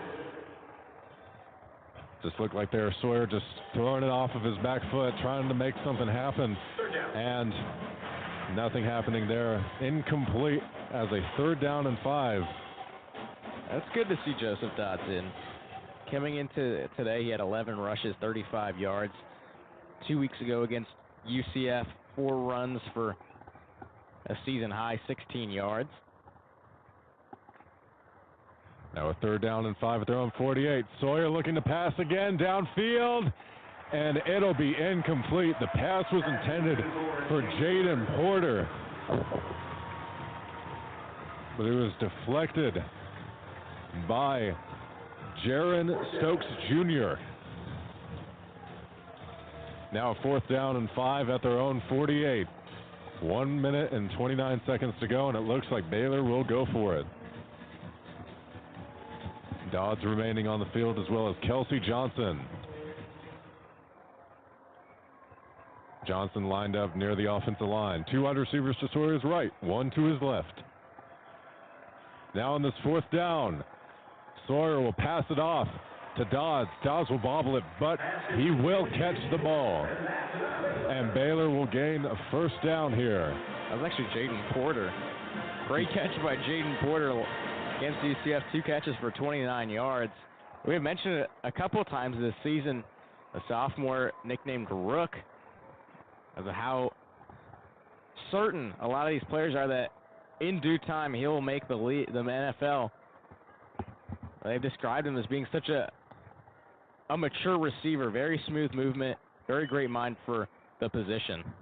Now the 1st down and 10 will be a quick pass to Josh Cameron. He will go out of bounds before he can get the 1st down.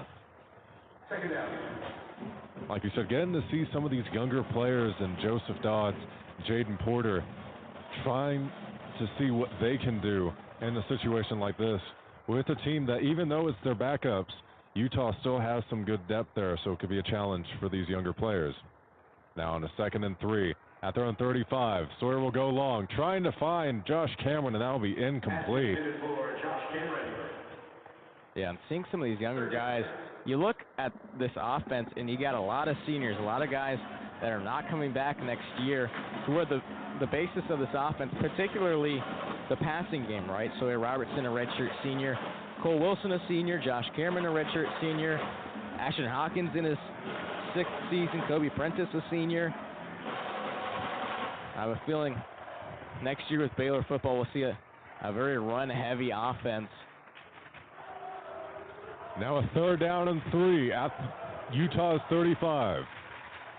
And they'll hand it off to Dodds. And Dodds will be swallowed up. He will not get the 1st down. Now the clock winding down below 1 minute. A 4th down coming up for the Bears.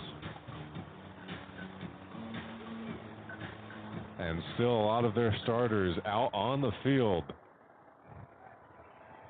for this 4th down play.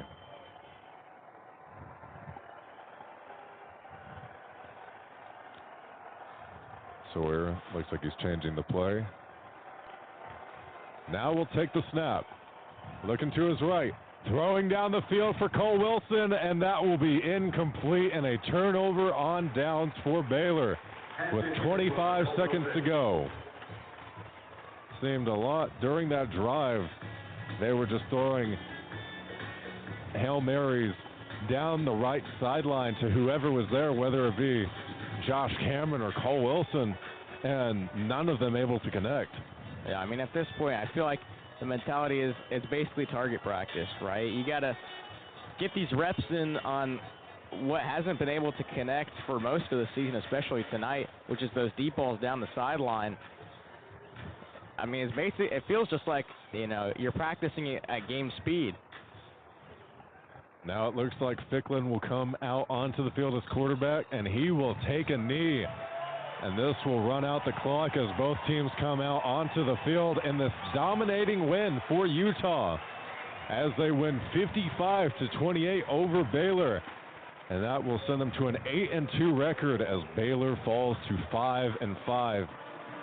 And Jeffrey, as we talked about before this game, Baylor had to know going in Utah was going to score on every drive. This defense has been a sore spot throughout the year, and really today, Utah just did whatever they wanted. Yeah, and the overall matchups just go in Utah's favor, right? The number 3 rushing offense in the country, averaging 267 yards a game, going up against Baylor's defense that allows an average of 178 rushing yards a game. That's 111th in the FBS. And so you had a feeling coming into today that they're going to keep the ball on the ground. Kyle Whittingham, when he was asked about whether they wanted to, use the deep ball or a little bit more with Devin Dampier, he was like, sure, it would be nice, we're putting more of a focus on going downfield with a lot of these big passes, but really we're going to do what's tried and true and just go back to the run game, and that's exactly what they did with 380 yards, with Bird Ficklin leading the way with 166 of those. Utah having a great rushing day as they ran for 380 yards and really just dominating them in all facets, and a big loss for Baylor. Yeah, really, you just wanted to stay competitive with Utah. I think you had a good idea that you may not come out of this one victorious, but you wanted to stay competitive, and they were for a good chunk of this game, particularly in the first half. But eventually it just kind of slipped away, and they just couldn't get it done when it came down the stretch, and they lose big 55-28. Yeah, Baylor going down to 5-5 now, and with these last two games, really trying to at least hope for a bowl game appearance, as if they do not, this season will be a very big disappointment for the expectations coming in. Yeah, I mean, you already disappointed expectations. Like, a lot of people thought that this Baylor team was a contender for a Big 12 championship. You had all the pieces on offense returning that were so good for you in the second half of last season. You had a revamped defense with 13 transfers, and the offense at times has looked good. Sometimes they've been kind of spotty. The defense, outside of that UCF game where they were just dominant against the Knights, they just not lived up to expectations, right? And no, they have not. You cannot allow 55 points in multiple games of allowing 40, and that has been the real crux of this team all year. Is as much as they've had some offensive success, the defense has always put pressure on them to where I don't think the team has ever gotten to a point where they can actually call the plays they want to, as they're always on the back foot. Yeah, and you try to keep yourself in it as long as possible. I think once they went down enough, you stop thinking, okay, let's play hero ball like they have been almost all season, and just say, let's just play this one out. Just stick to the game plan. Maybe try to experiment with some players that we don't put on the field or too much, or some new plays, whatever it may be. This is just kind of a time to try other new things, or just stick to your game plan. Don't try to do anything too crazy. You don't have too much urgency when you know that this one's pretty much out of reach, and that was the story of the entire fourth quarter. And now after this game, I mean, really, you've got to hope that if you're Baylor, to win at least one of these last two games, while 6 wins is not a guarantee, that will help odds to get into a bowl game. And really, it is a lot of pressure now after losing this game on those last two matchups with Arizona and Houston. Yeah, I think it's going to be a really big test. Arizona they're a good team, and playing in Tucson is not easy against this Arizona team. I think obviously you got to come in hoping to win every time you come out on that field. I think realistically, that game against Houston 2 weeks from now, right here at McLean Stadium, is probably their best chance to make a bowl game, to get that 6th win. But I just think it's such a test to go into Arizona, go into Tucson, and come out victorious. And this team just hasn't been all that fantastic, and I'm a little bit less confident that they'll be able to keep up with Arizona next week, just by seeing how they perform today. And a lot of these games, I mean, the UCF was the last one where Baylor was favored to win, and now they'll be underdogs for the rest of the year, and I'm sure even if they do make a bowl game, they'll be underdogs in that as well. But not a great showing today, and I'm sure not what Baylor wanted with Aranda, Sawyer, everyone, and now just trying to find a way forward. Yeah, I think you gotta learn from your mistakes. I mean, it may sound cliche, but that's really the only failures if you don't learn from the plentiful mistakes that they made today. And you gotta have a short memory, right? You can't let this fester in the players' minds too long, because then it's not gonna be fun for anyone, really. If you want a chance to make a bowl game, you gotta move on. I know it's easier said than done, but you just gotta find a way to put this one in the back pocket and just move on and prepare for Arizona.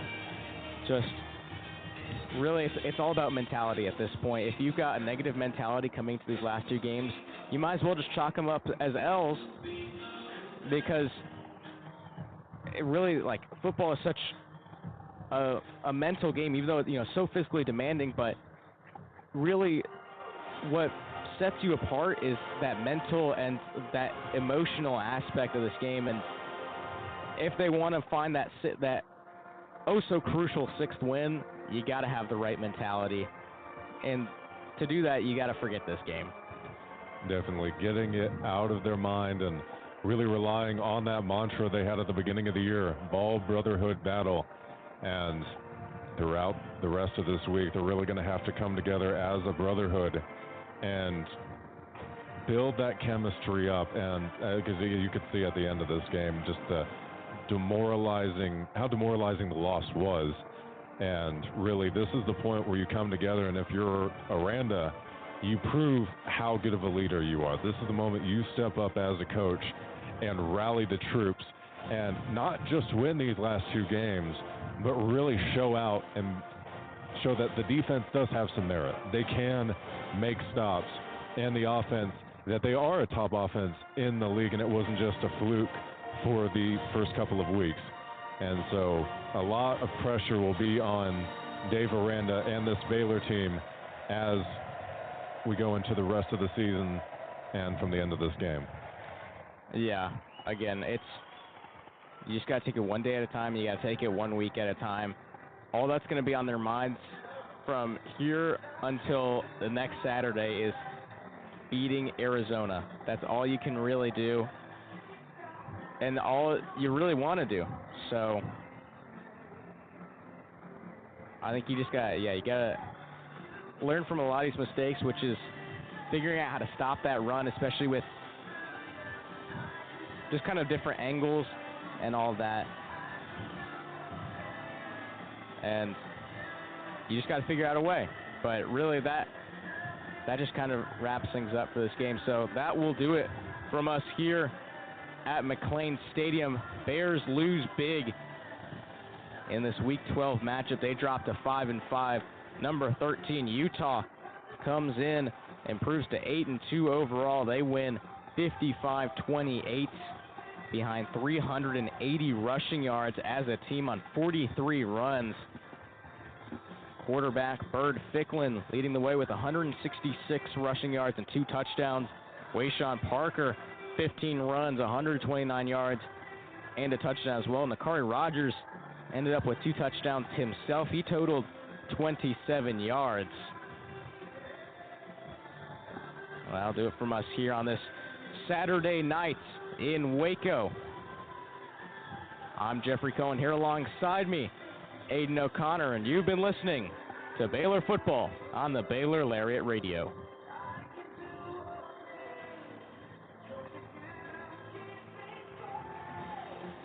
All right, we're done. Oh, that's it? Yep. Okay, sorry.